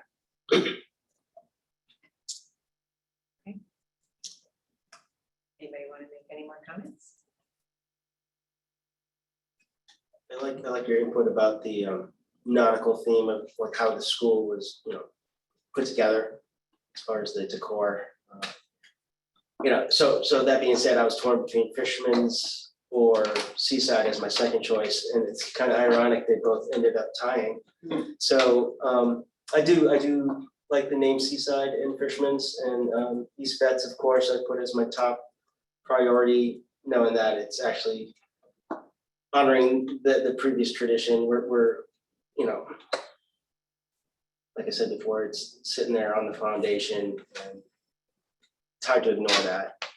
You know, even if you name another name, people will still think about it as veterans. For a while, Yeah, well, for now, right? Like this, we're looking forward, right? I mean, I'm just, yes, everyone's an adult or teenager now, but there's a generation coming, right, that's gonna inhabit that school. And so I just think we're all coming from where we sit now. Yes, that's Vets, right? That's the location of Vets, but for, in a generation, that's gonna be the location of whatever school is there. Right, Just to give you a little pushback, even though I don't want to, because I totally respect your position here. But that makes me want to say, well, the fresh start is only going to be fresh for so long too, right? So. No, of course. Right, so that's why I'm not so concerned about the long term. I am looking forward, right? I don't need to look backwards, even though I'm a traditional person and I think the city of Gloucester is extremely traditional, and that's part of my reason for that name. I look forward, I can't look back. There's too much stuff out there. But so that, and this is where I'm trying to understand the fresh start, right? I understand the new name, but I just don't see, as I said before, Seaside being a new name because it's used so much and not new. So we would have to go on to a different name. And unfortunately to me, I don't see another choice because I have my reasons for the Gloucester Fishermen, which I just said, and First Light, I don't see that as a name of a school, more so a different place. Even though I love their conversation about the lighthouse, people playing in the background and what they said, the First Light, and I watch the sunrise every morning, so I believe in that First Light, but it's not the name for me for that school. And as far as nautical, I believe we did the same thing in West Parish. We had those big glass balls that represented Seaside. So we took that approach with that school as well, not just the Veterans East Gloucester School, as far as having the nautical in there, because all our schools are by the ocean, so that was the theme that went into the new school. Maybe a little bit more so in Much more this so, school, like there's but the theme colors of of the blue in the new school, you know, the nod to the water. but then we have the wave in West Parish on the wall with the wood. Kind of took that approach there too. So I don't want to get stuck on the design of the school necessarily, because I think there's a lot of similarities between that school because we're a seaside community, right? So that's going to be in our thought pattern when we decorate. Laura? So I just want to say, Fisherman's Memorial has sort of moved up for me in this conversation quite a bit. Because I really hear all of us about Seaside. I mean, the Seaside is used in all sorts of different ways already in this community.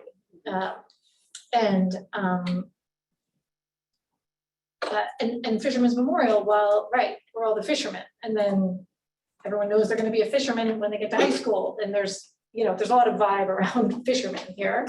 And it honors like the past of this community, like the very, very special nautical and, you know, seafaring past of this community, sort of in a nod to the past. And from my perspective, it's a new name. Right, it's a new name. There's no elementary school named Fisherman's Memorial. So I just to say, like, that's moving up for me as a way to both honor the past and move forward into the future. I completely agree with that. Well It said. wasn't, Well said. yeah, it wasn't my second choice, but it's definitely moving up there, yeah, Hmm. through this conversation.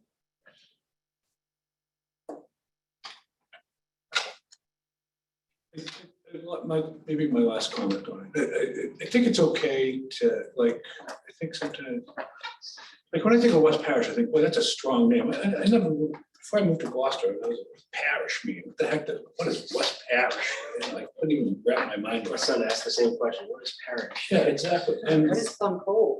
yeah, right, and I just feel like East Veterans is a strong name. It has a connotation. It's okay for 30 years from now for kids to question, why the name Veterans? What does that mean? Why is our school named that? And, you know, give them a touch point for their past. And but again, I think all the names are fine. I just, for me, it just resonates with a strong name that has a certain connotation. Can I ask a question to Bill? So today or next year, when those students enter that school, right? And some school students have, you know, the veteran students are already out of their building, right? So they've already left there at St. Anne's. East Gloucester students who've come up for, you know, 5 years, 6 years in their school are moving to a new school. Like they're, you know, everybody's moving to a new school. And their names really not so reflected, right? Even in our conversation right now, we're talking about veterans. That's what we're talking about when we talk about the name of the school. We're not really talking about East Veterans. We're talking about maintaining the veterans' name. So my question, it's a real question, I don't know who to ask this question, is what does it mean for those students and families who are moving into this community, that the old name is maintained and they don't have a place in the name?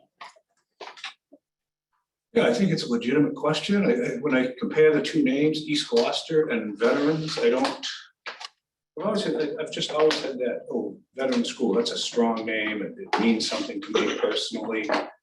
East Gloucester is a location, and I thought, I didn't think any less of East Gloucester School, it's just the way I didn't see it with that same, the name didn't carry that same powerful connotation for me. I totally understand, I even did it when I was just making my comments. I didn't use the word east. I know, but you never will again. Right. I don't know about that. But it hasn't had this I conversation. will follow on with what Laura said, which is if this school had been built on East Gloucester's site, would we be pushing for it to remain the same name? I think everybody would be pushing to have a What was new name. that again? If the school was consolidated on East Gloucester. Yeah. Which was a big concern, is that if this school is built on the East Gloucester site, then veterans, kids and Yeah. families Ended up- will lose their community. And that was a very loud concern when we were looking at And vice sites. versa. Well, East and- Gloucester fam- And vice versa, yeah, East so Gloucester I community came guess out really my strong. thinking is, if it was being built on East Gloucester, I bet we would be having a different conversation about it having a new name, but that's just my speculation. And I would probably agree with you, and at the risk of losing the entire East Gloucester vote in the next election. I would say, Better get with the I program. better get with the program, but they did that.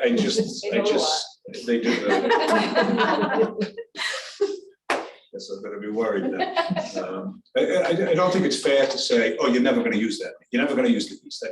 You don't know me well enough to say, you're never gonna use the East. I'm gonna use the East because it's in my head to use it, and it's the right name for the school. I do think if it was built on the East Gloucester grounds, I think I would probably say, let's look at a different name. There's just something about the strength of the word veteran school to me that means something. Yeah. It's a little bit different.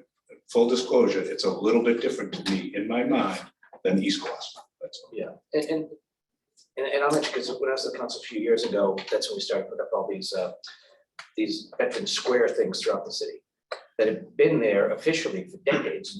Nobody knows. You drive by, nobody knows. Veterans plastered on a building, East Veterans in this case, stands out and is honoring people. It's not just a drive-by. So anyhow, I'm not being critical of the process. I'm not being critical of the work that was done to come up with the list of names, the first batch, the 10, and now the 4. My first choice is East Veterans, and I'd love to take some votes, see where we go from here. So I just want to remind everyone what I said when I first started this conversation, when I said I agreed with you on the name, but to me, East is extremely important because I can sit here and say, if this school was built on the East Gloucester property, I would still say East Veterans. Because to me, that is how I've come to terms with the word East, which I've struggled with since August 24th when the names were announced. Because I don't see this as East Gloucester being the location. East to me, firmly 100% is the East from East Gloucester and that name from that school, which is how I can come together saying I support this name. I would hope I still have the votes in the East Gloucester community because I firmly believe that 100% in my being that name represents the East from that school, not its location, because it doesn't seem like an East location to me. So I can feel comfortable about my vote and I support that name 100%. I'd like to make a motion for that. Anything else you want to say? Yeah, It's not an easy decision. I'm still like second guessing myself in my convictions, but one way or another, we're coming up with a name tonight. And I just want to say it's not an easy decision, even for me now, knowing that I do have my top priority written down, but it's not an easy decision. Laura? I just want to appreciate this committee right now, because I'm really, this is actually a real discussion. And I'm really hearing all of you, and I just, it's a really big deal. Like, I hear all of your reasoning and I really appreciate it. I'm struggling with this, clearly, but I really appreciate, and it helps me to rethink names, hearing from all of you. Ed Monmouth Elementary does. It's not terrible, because everyone would say Lewis, so. I don't know how to say it. So, anybody want to make a motion for one of the top three names? I'd like to make a motion. I move that we name the school located at 11 Webster Street, the East Veterans Elementary. Memorial. Is there a Gloucester? There's no memorial. There's no That's all right. memorial. It's East, Is- East, I thought I saw Memorial. As it is on the there. list. Which is. East Veterans Elementary School. East Veterans Elementary School. Getting the Memorial mixed up from. Did you complete the motion? Second. Okay, any further discussion? Should we just go to vote? Discussed Okay, quite a bit. Maria, roll call vote, please. Mia Verga, Yes. Ms. Watson, No. Ms. Weason, No. Chairperson Clancy, No. Mr. Melvin, Yes. Mr. Minio, Yes. Ms. Prince. Yes. Okay. We have a name, so unfortunately we did not do an excited consensus, but we have a name. And I think, Yes. Can I just say real quickly before you do, there is the opportunity to have another vote to make it unanimous if you guys want to do Right. so, but Exactly. I'm not gonna force you into it. It's happened before, like, So we've done this in the past, when we haven't agreed. A lot of it has been like around the hiring of a superintendent where we really had this discussion, not here, not with Ben. We don't have a unanimous vote the first time. If the school committee thinks it's important to send that message, they can take another vote symbolic. and vote yes, just because they know that the outcome of the vote. But if you feel firm in how you believe you voted, then you don't have to. It's more, are we coming out together after this discussion and deciding, okay, we did deliberate, we did do a vote, and, or do you want to just keep it as some agreed and some didn't? It's up to the committee on that type of vote. I think that's the strength of the conversation in the committee is, you know, you might not always agree. And to me, I feel like all interests were represented through this conversation. So I feel pretty strongly in my vote. I think it's reflective of the difficulty in this decision, of how close the vote was. And know that when the school committee takes a vote, whatever the outcome of that vote is what we all have to represent going forward. You know, we don't absolutely come at each other. Absolutely. And I suspect that, as I've said in the past, I wouldn't want to put the people that voted no into a position where, well, Yeah, exactly. they put a lot of thought into it, and I think that's totally fine. I said in one of the first things we voted, I think it was the mask thing. I said, oh, the day will come where I'm on the wrong side of it. And how much grace do I handle that with, and how much to move forward? And, I think total confidence in my fellow committee members to do that. So, I agree too. I'm just saying that that's an option. Just want to Yeah, make sure if it hadn't come up before in previous votes, just want you to be aware of the option. I want to come up with another option. I want to do a motion to reconsider, just so that 24 hours later, no one can say we're going to take this vote again, if that's how the vote goes for the reconsider. So I'd like to put a motion on the floor that we reconsider the vote. Can you explain that? Yeah. So, Yeah. to be clear, the vote to reconsider means you would do it if you were taking a vote that had some timeliness to it. So you're accepting a grant and you want to be able to spend the grant, and the vote doesn't become official for 48 hours. So when you take a vote on the committee, I believe it's 24 or 48-hour business hours that someone from the committee can approach the city clerk or the school committee chair and say they want to do a motion to consider to have another vote. If they were on To the re- prevailing to side, reconsider. If they're on the prevailing side. yes. So in order to know that that's not gonna happen is to do that motion to reconsider right away. That's what that is. So if you're on the prevailing side of a vote, you want to have the discussion again, maybe because you're changing your mind or something, you can force the committee to have a special meeting and vote. So just to, yeah, because it sounds like this hasn't happened yet before. No. They have So the correct City vote, council. okay, so We've done the it. vote is We did it actually, once. We did it. No, we did a motion to consider first, but we haven't had somebody leave a meeting Oh, and then no, go right, file a we've never motion had and force so us the to vote meet. would be no, The vote would be no. Unless you want to unless you change want your to. vote. Right, Unless you want because to if the vote is no, that's the end of it. Yep. If 4 or more say yes, then we would vote yes. I see. So the vote. So if you don't want to change your mind Okay, on the prevailing side, the answer is no. okay. And if we don't want to revisit this, the answer is no. Right. In general, right? Correct. And have you made a motion for that? Yeah, I'm putting, it hasn't been seconded, but I'm putting a motion on the floor, so if you vote no, that means you want the name that we Yeah. voted. If you vote yes, that means you want to have a conversation to reconsider. Second? Did You want to second leave it? the option open. It doesn't mean you are going to. It just Right. leaves the And- option. and a Well, we take that 48-hour vote window. right away. We have to discuss it right away. Should we just vote then on this? Yes. Yeah. You still have the 24 hours. If the vote No, is. no, this starts the 24 hours. It by doing does, this but if motion the to vote reconsider. to reconsider fails, it's like the vote to reconsider never happened and people have that same time frame to bring it back. The prevailing side, if somebody wakes up tomorrow who's on the No, prevailing side, If there are 4 no votes, that's the end of the That's the conversation. end of it. that's my point. Yes, yeah.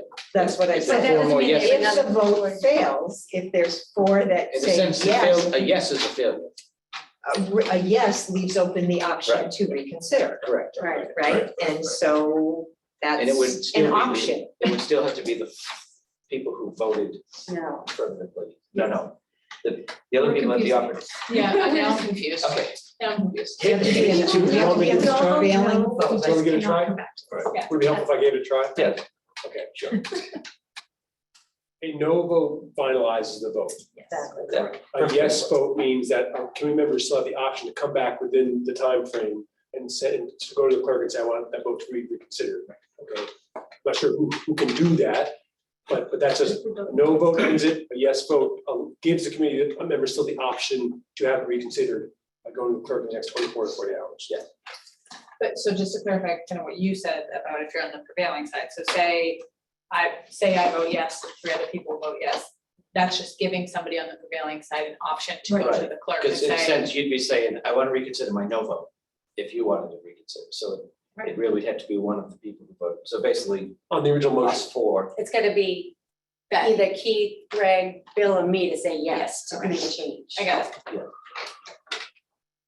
Okay, we have a motion and a second. Let's make this fun, It's right? the first time for. oh, no, Maria, roll call vote, please. Mayor Verga, No. Ms. Watson. No. Ms. Weason, No. Chairperson Clancy. No. Mr. Melvin, No. Mr. Minio, No. Ms. Prince. No. All right. The first time that happened, nobody explained it. I don't know what's happening. I do remember, but it was like, Do I say yes? Do I say no? Yeah. I do remember. It's so weird.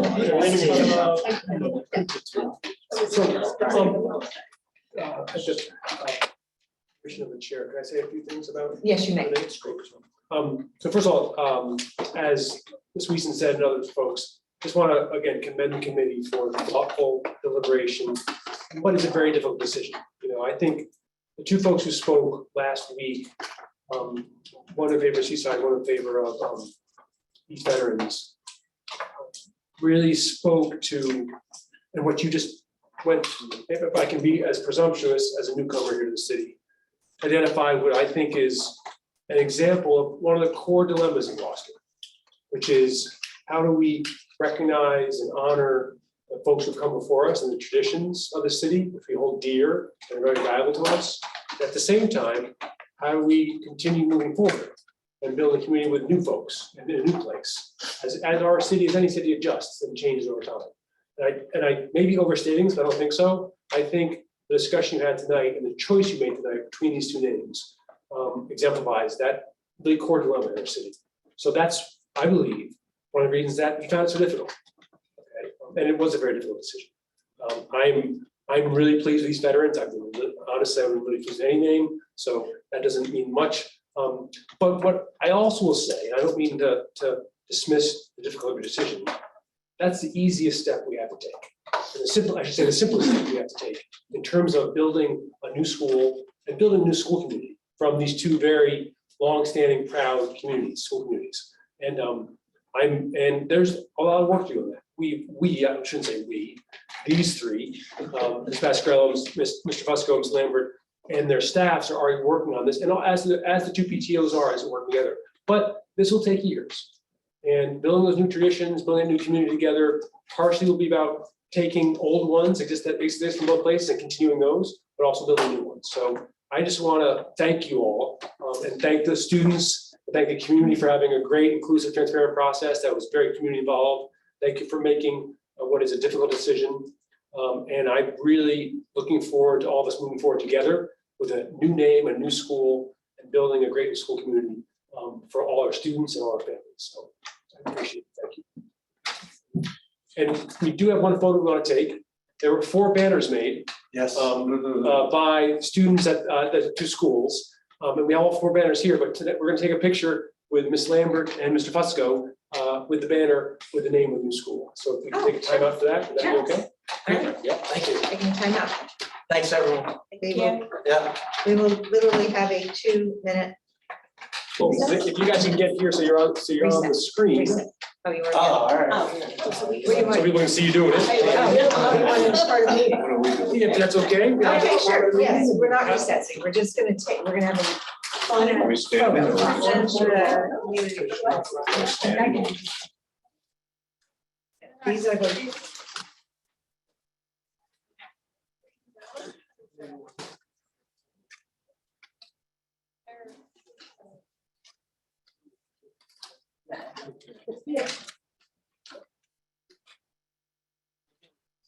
So you're facing the field. I asked them. Yeah. Me too. Only one,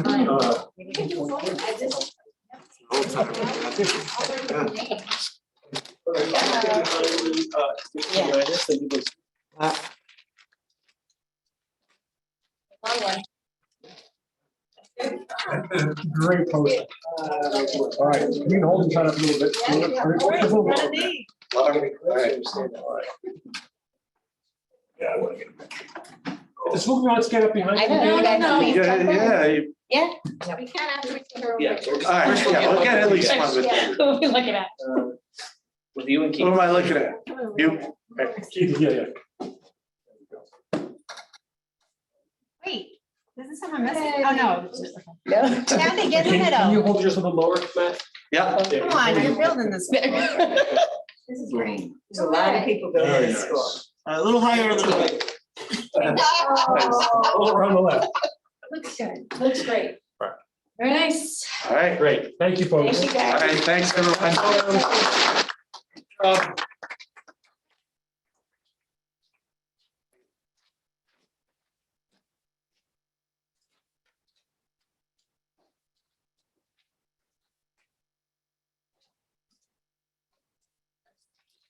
Yeah.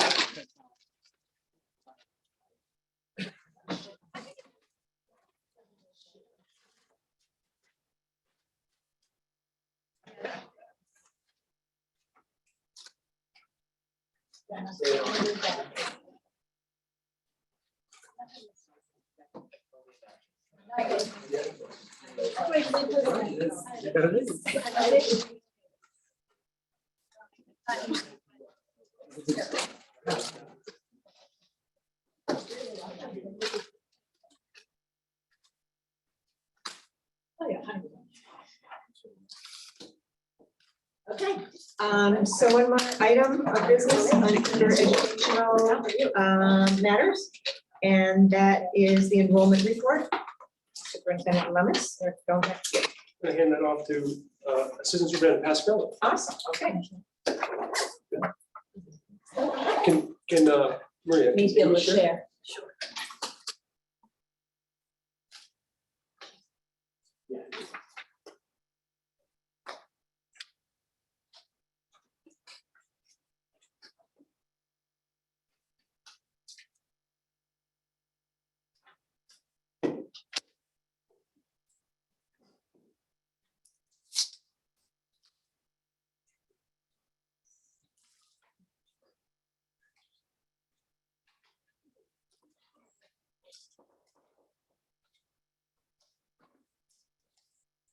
Okay, so I'm going to talk about the enrollment update for the school year. And as you see here, I have my pictures covering. This is just the enrollment by school and by grade throughout the district. We'll get into the details of it in the next few slides. So here is our enrollment over the last, since FY16.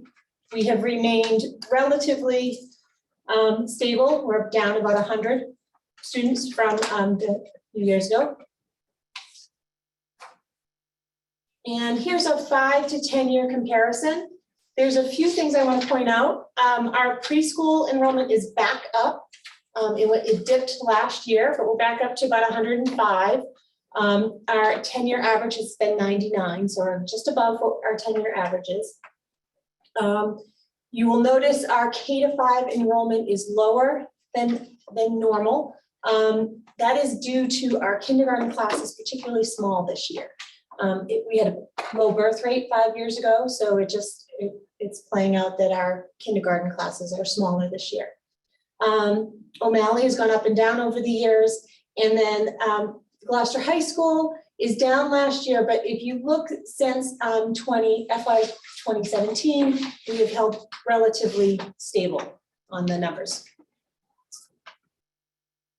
And this is just our school years throughout for grade levels. You'll notice again, our kindergarten class is particularly small. And then we go through. Our 12th graders are also a low number. This slide, we're going to look into our special education students. If you look, the third column over, it's showing a percentage of Gloucester students that are identified on an IEP or special education. Over the years, we have held relatively consistent 23 to 24% on special education plans. The good news is that we've been consistent.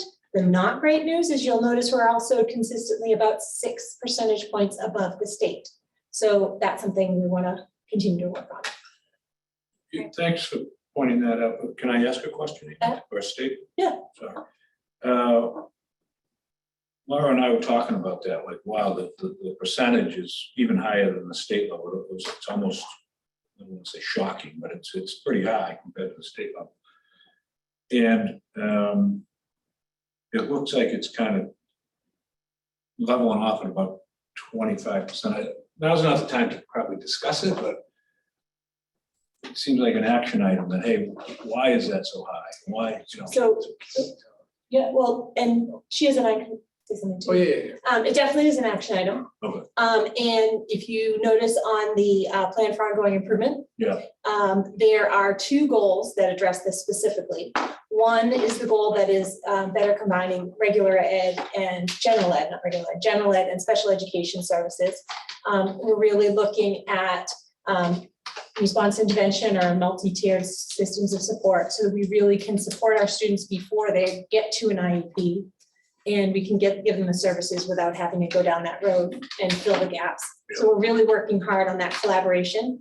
And the other goal, goal 4, is to really strengthen our special education evaluation process and our identification process and goal writing. Yeah. And I'm sure Ms. Provo might want to say something at this time. I'm not sure. Is she on? She was. Oh, there you are, Katie. Hi, I'm here. Sorry, I'm not there in person, but yes, I know that we talked about this a little bit last year in regards to the percentage and how it was so high. And with the plan for ongoing improvement, we have it built into 2 of the primary goal areas, which I've been involved in both of those goal areas. So we are working on strengthening our overall evaluation and eligibility process and identifying students, and then really targeting, having very targeted IEP data-driven goals to really help support students to close that gap, and then hopefully no longer need services as they go through the years. And then Amy stated really nicely around the RTI and the multi-systems tiers systems of support, that if we provide intense interventions early on for our students through RTI, then they may not ever need to qualify for an IEP, even if they have a disability.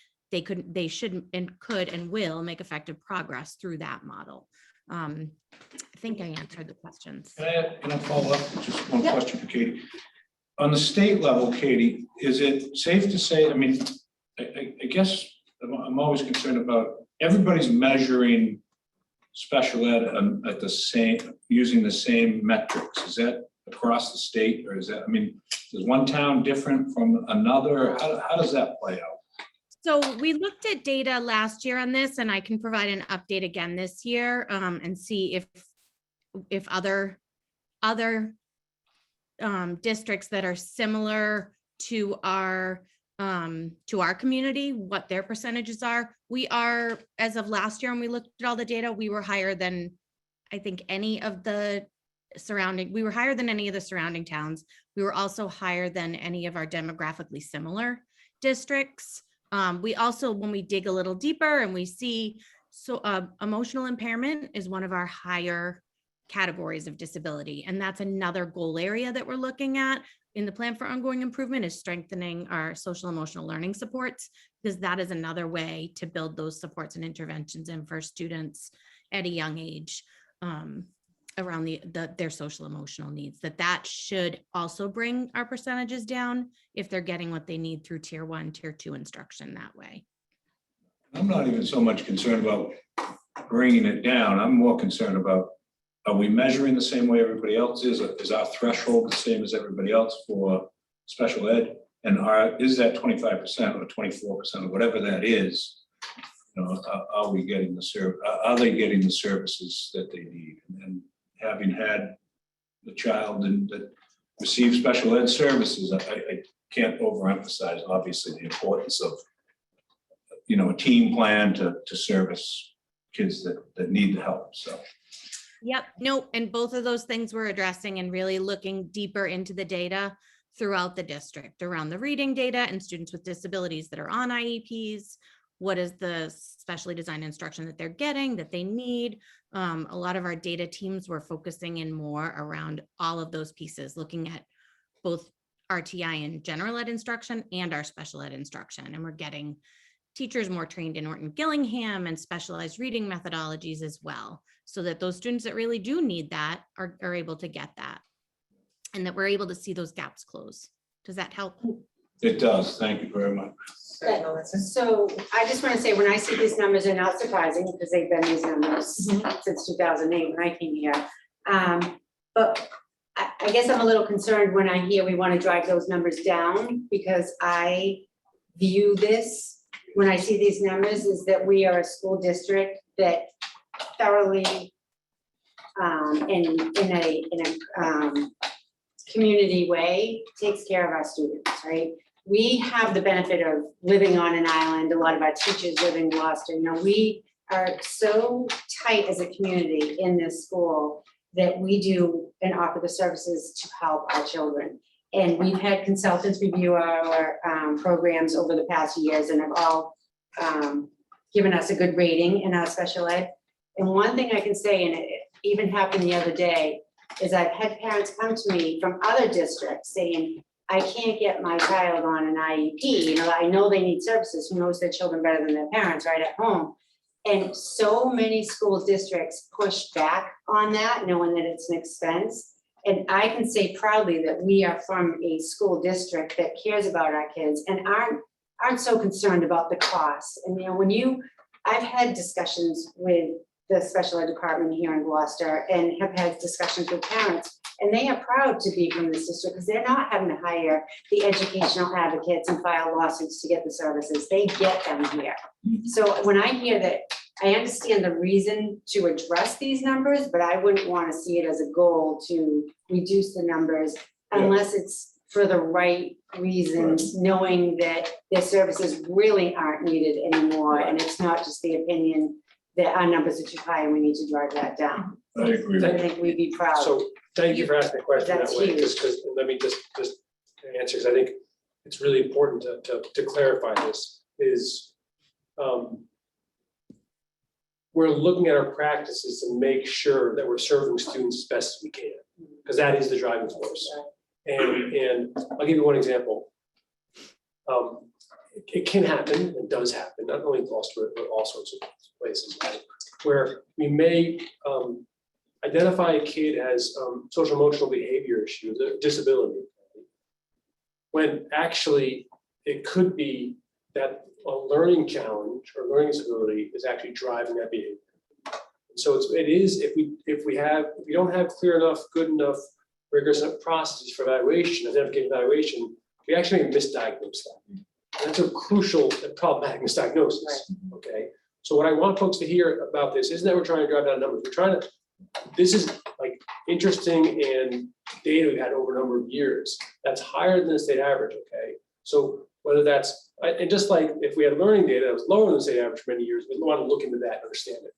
And one way to, and there are a variety of ways of doing it, which I really believe our team is doing across our schools, which is looking closely at how we identify students, looking closely at what we identify as their goals and their learning needs, and then making sure we have consistent and rigorous process for evaluating across all schools, because Bill, to your question is, actually does vary. It can vary between a school here in Gloucester, it can vary across districts, okay? And what we want to make sure is that we're following the processes as laid out by the state, as required by the state, for IEP writing.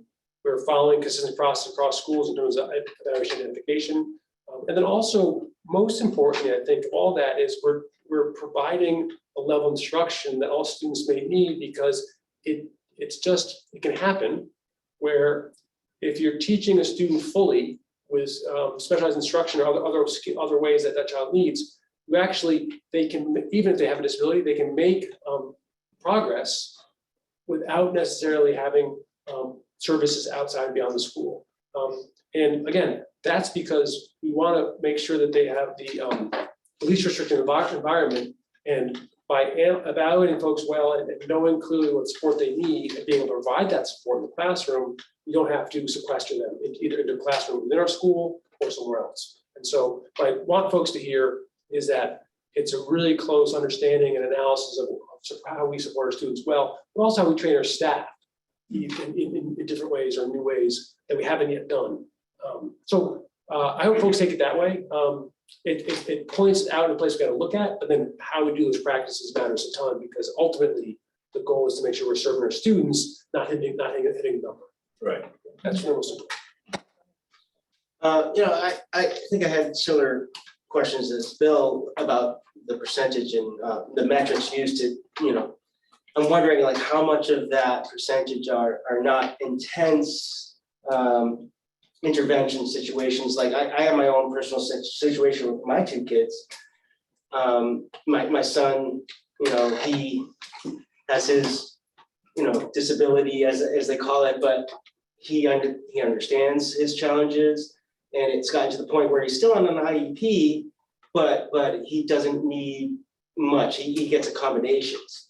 So when the MCAS came around, he had a lot of anxiety about sitting down for an hour and not getting distracted or distracting other kids in the class. So he was allowed to take the test in another room, and that helped alleviate all his anxieties, and he did really well. Pat my son on the back. And then my daughter is in a situation right now where she's going through speech therapy. She meets like once or twice a week, and I guess one of my questions is my concern as a parent was for my son, where he got to the point where he dealt with his speech impediments, and he still had other disabilities that kept him on an IEP.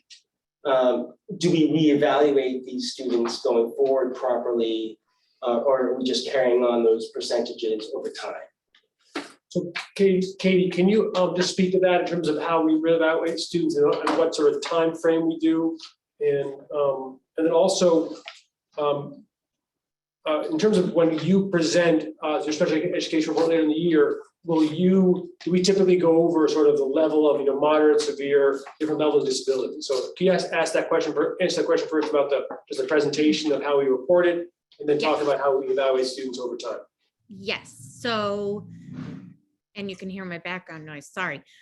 So when I report out for the special education data for our district, I will really look more in depth and report out how many students are low level of need, moderate level need, high level of need, because they fall into those 3 categories. I will also look more closely at what types of disabilities are coming out as higher, because if emotional disabilities are coming out higher, learning disabilities are coming out higher, then those are the areas that we want to really focus on professional development and really teaching teachers, all of our teachers, general ed and special ed, how to really meet those needs. Every 3 years, we formally reevaluate students through the standardized testing, where we look at their cognitive profile, which is really what they bring to the table as a learner, and then their academic achievement in any related areas that they have services in. Every 3 years, we're obligated to relook and determine, is this child still eligible for special education services? So we look at all of those things. Progress monitoring throughout the year should happen for students more often. And those are with the progress reports that you get that come home with the IEPs that are on top of the report cards. So they give you more detailed information about where your students are learning and what progress they've made. And just to piggyback, jump back to Melissa's point around, I totally agree, Melissa. I think that parents in this community are very trusting, and they're trusting because they're able to come to meetings and they're able to feel as though their children are getting what they need, which is a wonderful thing. And it's part of why I love being in Gloucester, is that we have that trust in that culture and that community.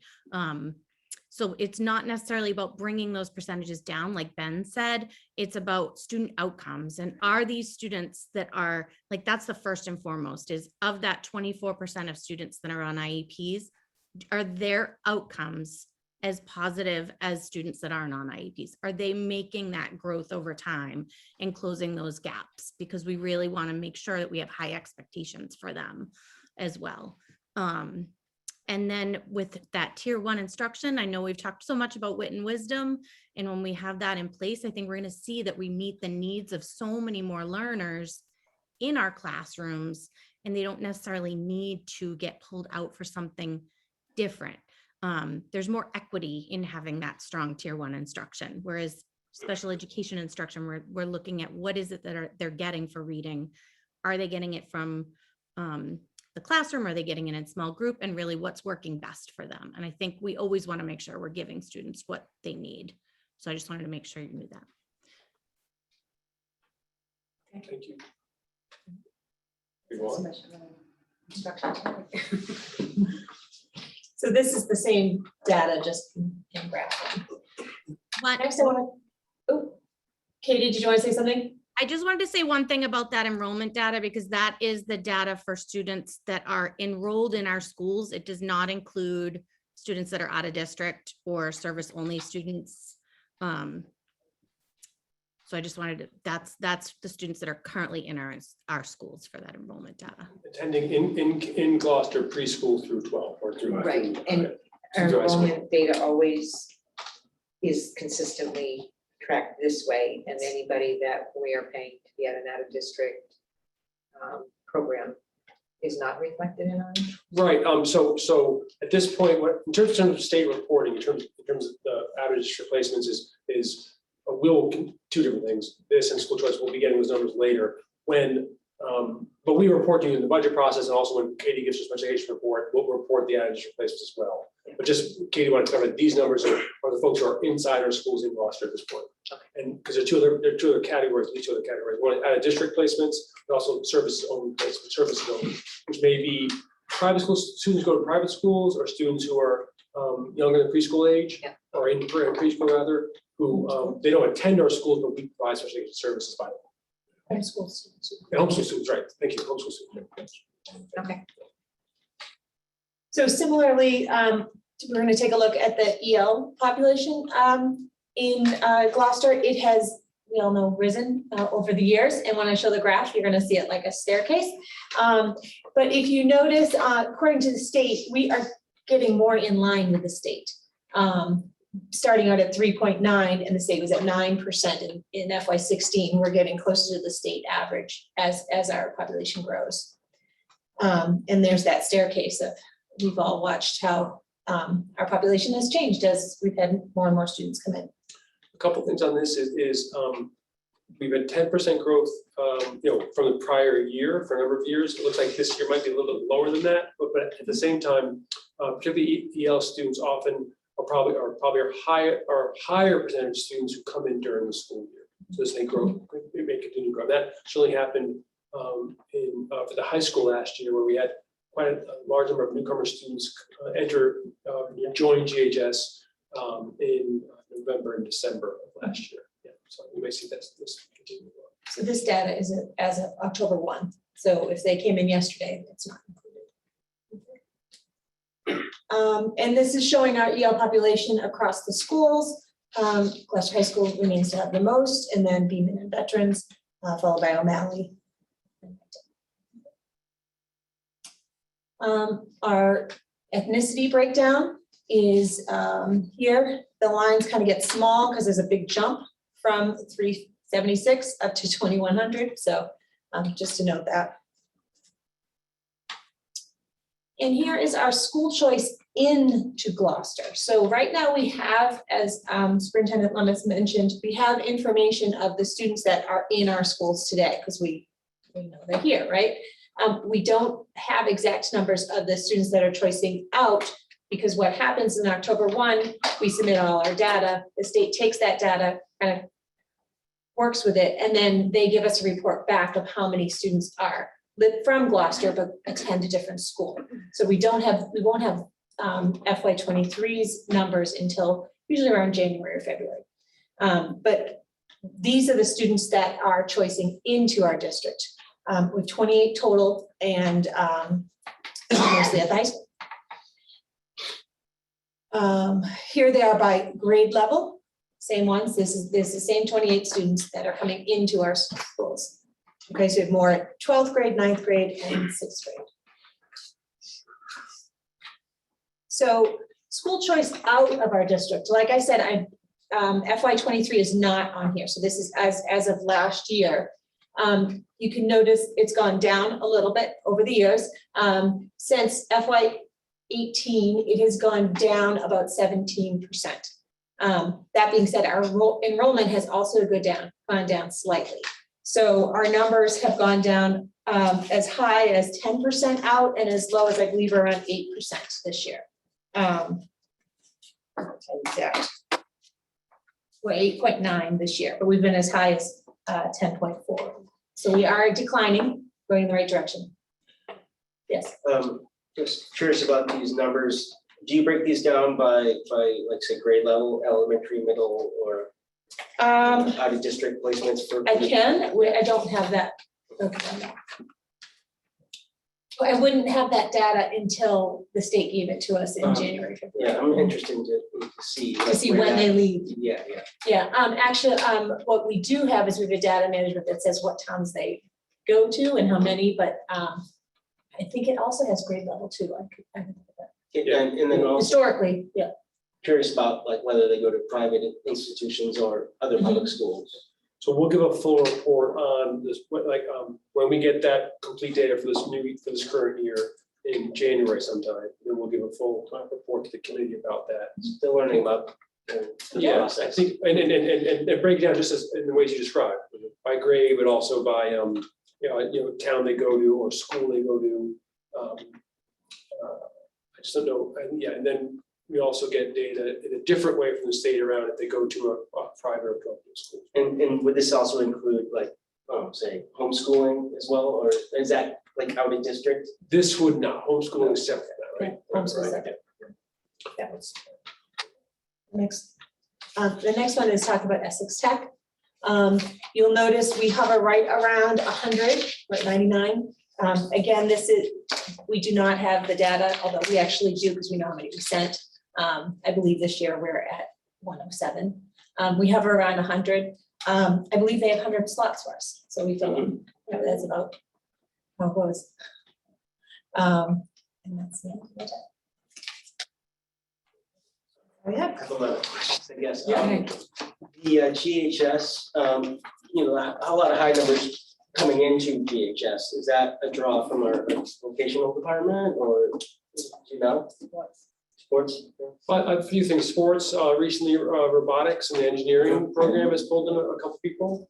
I think it's like it maybe, CPT, maybe not as much because we typically fill it with our own students, so you're not guaranteed a spot in the program. I don't know for sure, but that's sort of anecdotal. But we can also, we are going to be, start a process of reaching out to families who've had 8th grade students over the past few years who chose not to go to Gloucester High. So when they moved in 9th grade. And so we have a survey in place that gives folks to learn, why do folks make other choices at that transition 8th to 9th. And it probably would benefit us also to learn from the families who do choice in, especially into the high school, why they're doing that. Because those two pieces of information, that information, I should say, will help us understand what people see as benefits and what people have as concerns. And so that'll help us, understand, do we make adjustments or are we communicating, are we not communicating things that are going well in our schools that people don't know about, even though they exist? So that'll help us understand a little bit about some of the reasons people make choices. Are you gonna do that same kind of survey, or do you do that same kind of survey for folks who choose to start out? Yeah, we're gonna work downwards. So one thing at a time, start with 8th into high school. Those folks are a little more difficult to grab if they've never shown up in our schools. Yeah. But there are ways that we can do that. That's more about helping, community folks helping us know who those families are. So it's a little further out, meaning you'll have to ask people we know if they know people who didn't choose and how do we contact those people. Right, so you get the data about how many people are choicing out, but you don't necessarily get their contact information? Right, but we don't get their contact information. So we know where they go, we don't necessarily. So unless they, so that's why it's hard to get to contact those folks, or these folks that we have there, at least their most recent contact information. We'll do it for our levels, really, high school level.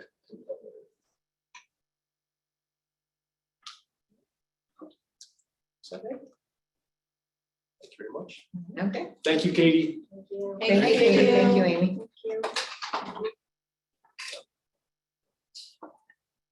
Okay. Anything else? That is all set for our deliberations on educational issues. Okay. All right, we have one subcommittee report coming from the Building and Finance Subcommittee meeting of October 19th, 2022. Chairperson Melissa Prince will provide that report. So from a high level, our conversation started about talking about the playground update, and as we know, Plum Cove is complete. Kids are loving it, and the next steps is to get Beaman done. Seeing December 19th. I'm sorry. Correct me if I'm wrong. Is November 23rd the dismantle date? Or is December 19th is the goal? Yeah, December 9th is the goal where Goal. kids will be playing on the new playground. Yes. Sorry, Yep. I know we're backwards here. Delivery of equipment should be around December 1st. At least that's what, as the day That of is the the report. current plan. Still is now, that's good, because this is a week and a half, 2 weeks later. It's 1 week later, hasn't changed yet. Okay, good. So we're on schedule for that, which is exciting. We talked about the window replacement at O'Malley. The mayor has signed the documents he needed to sign to secure the funding in November. They'll be doing bids late in December, and they're in the design stage now. We talked about the fact that we are getting a facilities grant, which is for indoor air quality or HVAC. That is coming by December 2024 and has to be spent by 2026. And I believe it's in the amount of $438,000, and the administration is working with Mike Hale at the DPW, having discussions to determine which best to utilize that funding that's coming. And although we haven't applied for that, because that's due till tomorrow. Oh, that's what it is. Okay, sorry, my Yeah. notes didn't put that in. No, but I can, Talk about it a little bit. It's kind of No, risky, but- No, No, let's wait. what we're applying for, I know what we're applying for, okay? Is further upgrades and ongoing maintenance and, at Beaman and Plum Cove for their ventilation systems. Yeah, that's what we're doing. On my calendar that they're prioritizing, and I think that this is a good fit for these dollars. Yeah. And the money is distributed through a formula. That's how they decide how much money that Gloucester would get it once we apply and if we're approved. We looked at the fiscal year 2022 end budget. We closed out with $7,678 after expenditures of the $46.7 million budget. So Gary was right on with that budget and we spent our money well. We talked about special ed services and what's the word? Volatility? Volatility of that expense right now. As you know, we set aside a certain amount of money and then throughout the year, the expenses come in that were unpredicted or students move into the district and things like that, or people are diagnosed that they need more services. So we are keeping a close eye on that account because we are, I wouldn't say that we're overspent at this point, but it's only November and so the rest of the school year. So we actually had a conversation about getting an update on that every month at the BNF meeting, just to keep an eye on it because it is so volatile right now. Budget transfers, we approved some budget transfers, workman's comp, substitute teachers. We talked about the unemployment hit to our budget. Are we talking about that tonight? Because I saw something in our budget. You just have an update on that. Okay. Which I can explain now. Gary sent the subcommittee a follow-up. Yeah, I saw it in the packet, so I didn't know if you wanted to address that or not. Yeah, so let me just give you a quick background on this. In any business, if employees become unemployed for any number of different reasons, they can file to the state for unemployment benefits. Recently, we've had some substitutes, daily substitutes, on-call substitutes, we call them, who have applied for unemployment benefits over the summertime. Okay, that was new for us, I think, this year, and hadn't done before. And so we're obligated to pay for those benefits, or contribute to those benefits because they've applied for them. What we've learned since then, because again, as I said, I don't think this has happened before for us, is that it seems like an odd to the subcommittee and to us, it seems like an odd thing to pay a substitute teacher, person who's been a substitute, employment benefits when school's not in session. So looking further into it, what we learned is that there's allowance for that from the state employment regulations, that if we give notice ahead of time, so in the spring, late winter, springtime, that there's a likelihood, an assurance of likely employment in the fall, because they're always in substitutes, that then folks wouldn't be eligible to apply for those unemployment benefits. So we'll do that now. Okay. Because as far as I know, it's not occurred to us before, it's not happened to us before. We think with COVID, applying for unemployment benefits became a much more regular thing for folks. I think many more folks were aware of that possibility. That's maybe where this came from, but we don't know that for sure. So we do have to make a payment here for some claims, but then the future unexpected.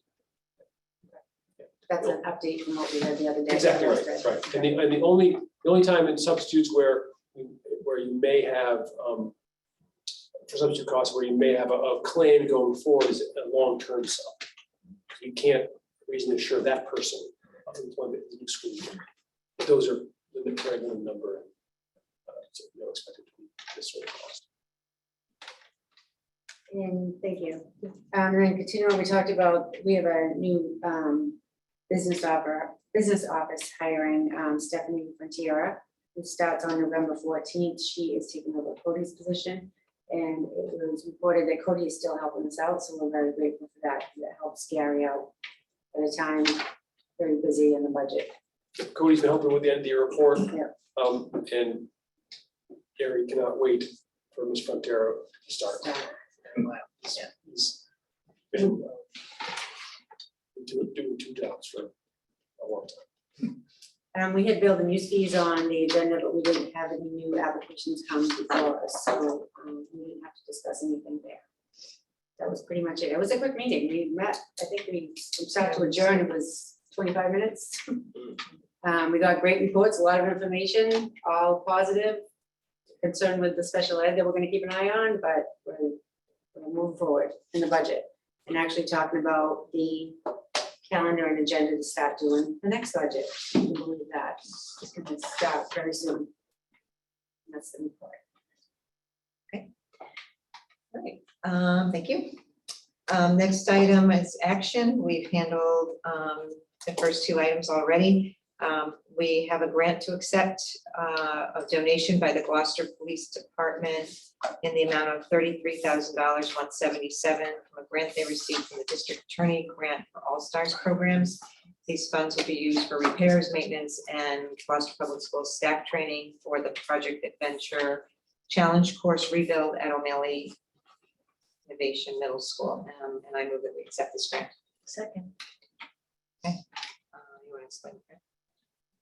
Anybody have any questions? So this grant is to help rebuild the Project Adventure on O'Malley's site. It's also to train staff. There's gonna be 3 levels of training.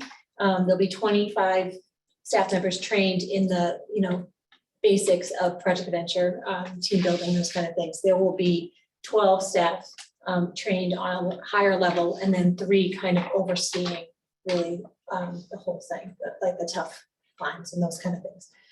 So this grant pays for the rebuild and the training of the staff. It's mainly for the after school program for All Stars, as you said. And when it is up and running, because it needs to be rebuilt, Amy Cam and I believe Jeremiah and Cass are going to be telling you all about it. Okay. So it's been moved and seconded. So we think so. vote to accept. Mayor Verda, Yes. Ms. Watson, Yes. Ms. Weason, Yes. Chairperson Clancy. Yes. Mr. Melvin, Yes. Ms. Caminio, Yes. and Ms. Prince. Yes. Okay, so we have one more item of action, but that we will take when we come back out of executive session. Next item is the East Gloucester Veterans Memorial School Building Committee update. Couple of pieces of news on this one. In a second. And the budget. Not projected to be over. No, On so time. we continue to be on time and on budget. Always a big thing, especially these days in terms of construction. And that's thanks to our really rock solid project team. 2 important pieces. One, I'll give you a regular update, but also we're moving forward with a project funding agreement with MSBA. Litigation that the city was involved in has been resolved in the city's favor. And that is, the litigation was the piece that was holding up the project funding agreement with the city, because MSBA won't create a project funding agreement until it's resolved. They hung with us the whole way. They were well informed all along the way about the progress of that litigation, and knew that once it was, if it was resolved in our favor, that at that point they would implement the project funding agreement, and we're doing that now. And they can get and putting in place now the processes so the city can get reimbursed for the costs of the project up to the project funding agreement, which is in the neighborhood of, which I don't know, so maybe you know this number off the top of your head. A lot of money. It's about $39 to $40 million. I can't remember the exact number, but it's in that. So, but putting that so we can get those reimbursements in, on a regular basis, regular, ongoing, and repeated basis. So it's good news all around to have that hurdle, have the project funding agreement being put in place. And then just ongoing work, Building B, which is sort of the sort of group space, gymnasium, and also the cafeteria, and also the administration offices, and the main entryway of the new school of East Veterans School. EVE. How about that? There you go. First one to use it, these veterans, is so they're keep on going with the brick veneer. The curtain wall, which is, the big glass framing. They continue to do exciting work like mechanical and electrical and plumbing, which will make everything work for us. And then building A, they're doing exterior metal panel support system for the metal panels that are on there, the colored metal panels. They're continuing to do the sheetrock installation and the taping to make rooms. And also continue to do the electrical, telecom and data rooms as well, so they all those out. They're also on building A, which is the classroom building, beginning to wire the radiant heat panels. I kind of know what that means. Where's the reading here? I The floors? don't know. Sorry, we'll find that out for you. I don't know if it's in the floors or not, but it could be anywhere. But that Could seems be like between it. floors. Having heat seems like an important thing. Yeah, it's critical. So those are the two updates. So we will be going into executive session, and we will come out to vote an action item at that time, after executive session. So I move that No, we, before that, just an update. Were you on the city council meeting for the whole 45 hours last night? Or I was on the city council meeting for quite a while last night. I believe they took up the school committee stipend. I know BNF did the week before. Yes, they did vote to approve our recommended increase in the pay, Which next, the next the term, next term of school committee. from They were, 5,000 to many of, 5,500. right, and many of them were very complimentary to the work that we do. And I think I wasn't here when it was discussed, but it's important to note that I think when I joined the committee in 2002, was the first year that $5,000 raise came into effect. It was over 20 years since the school committee got a raise. So it doesn't impact me, but I'm just telling you, I fully support it. So I'm glad that the council voted. Comes out of the school's budget, but it had to go through the school, the city council. I just wanted to get out there in the public realm so they know that it's. That happened. They voted for the funding for the library, which is great Yes. news for all of our families. Unanimously. They also referred to subcommittee the loan order for the Maley window and door replacement project. That will go to the BNF subcommittee Thursday, the 8th of November. If the 8th is a Thursday. Tuesday is the 8th, it's election. Thank you. That's So the 10th. Yeah, no, so it's actually next week.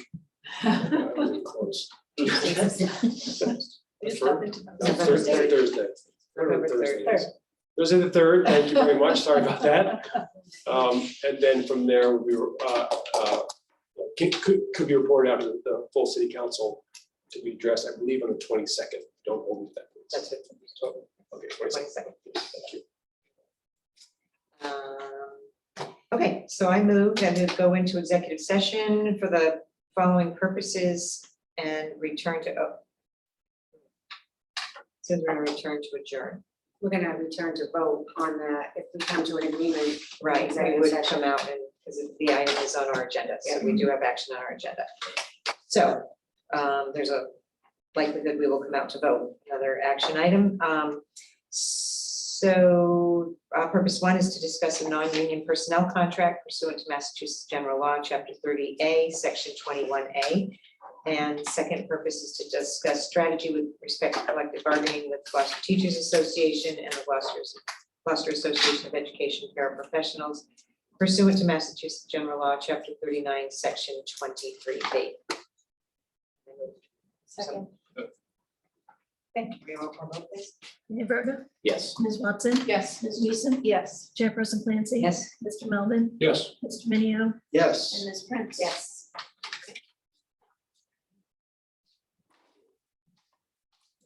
All right. So.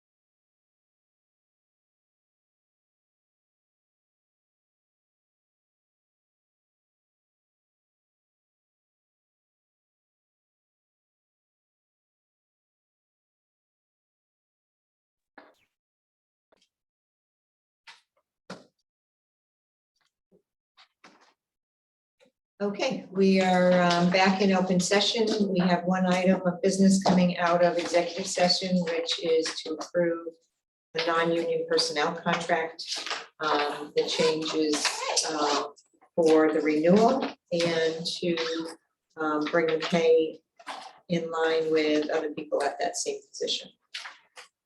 So, second. Okay. Any discussion? Okay, roll call vote. Mayor Verga, Yes. Ms. Watson, Yes. yes, Yes. Ms. Weason, Yes. Chairperson Clancy. Yes. Mr. Melvin, Yes. Mr. Minio, Yes. and Ms. Prince. Yes. Okay, that concludes the action. Is there any other new business anybody wants to bring up? Two things, just referrals. I'd like to refer to BNF, the discussion of youth sports fees, youth group sports fees to be revisited. I know we approved them recently, however, it needs further conversation. Use fees? Building use fees? is that what Building you use fees for youth groups. Okay. I had another one and I didn't write it down, so I could get the second one. But I also wanted to say before we ended tonight, Chairperson Kathy, you did an incredible job running this meeting and leading us to the decisions that we had to make tonight, both on the rezoning. I don't want to give all the credit to administration because I know we worked very close together and you gave us a lot of information that came forward to help us make that decision, and I wanted you to get the credit. Absolutely. So great job. Yeah, good deliberations on important topics. Okay, motion to adjourn. So moved. Second. Maria? Mayor Verga, Yes. Ms. Watson, Yes. Ms. Weason, Yes. Chairperson Clancy, Yes. Mr. Melvin, Yes. Mr. Minio, Yes. and Ms. Prince. Yes. Good night, everybody. Good night. All right, folks, thank you very much for 2.5 months of a lot of work, very, very important work. Are we off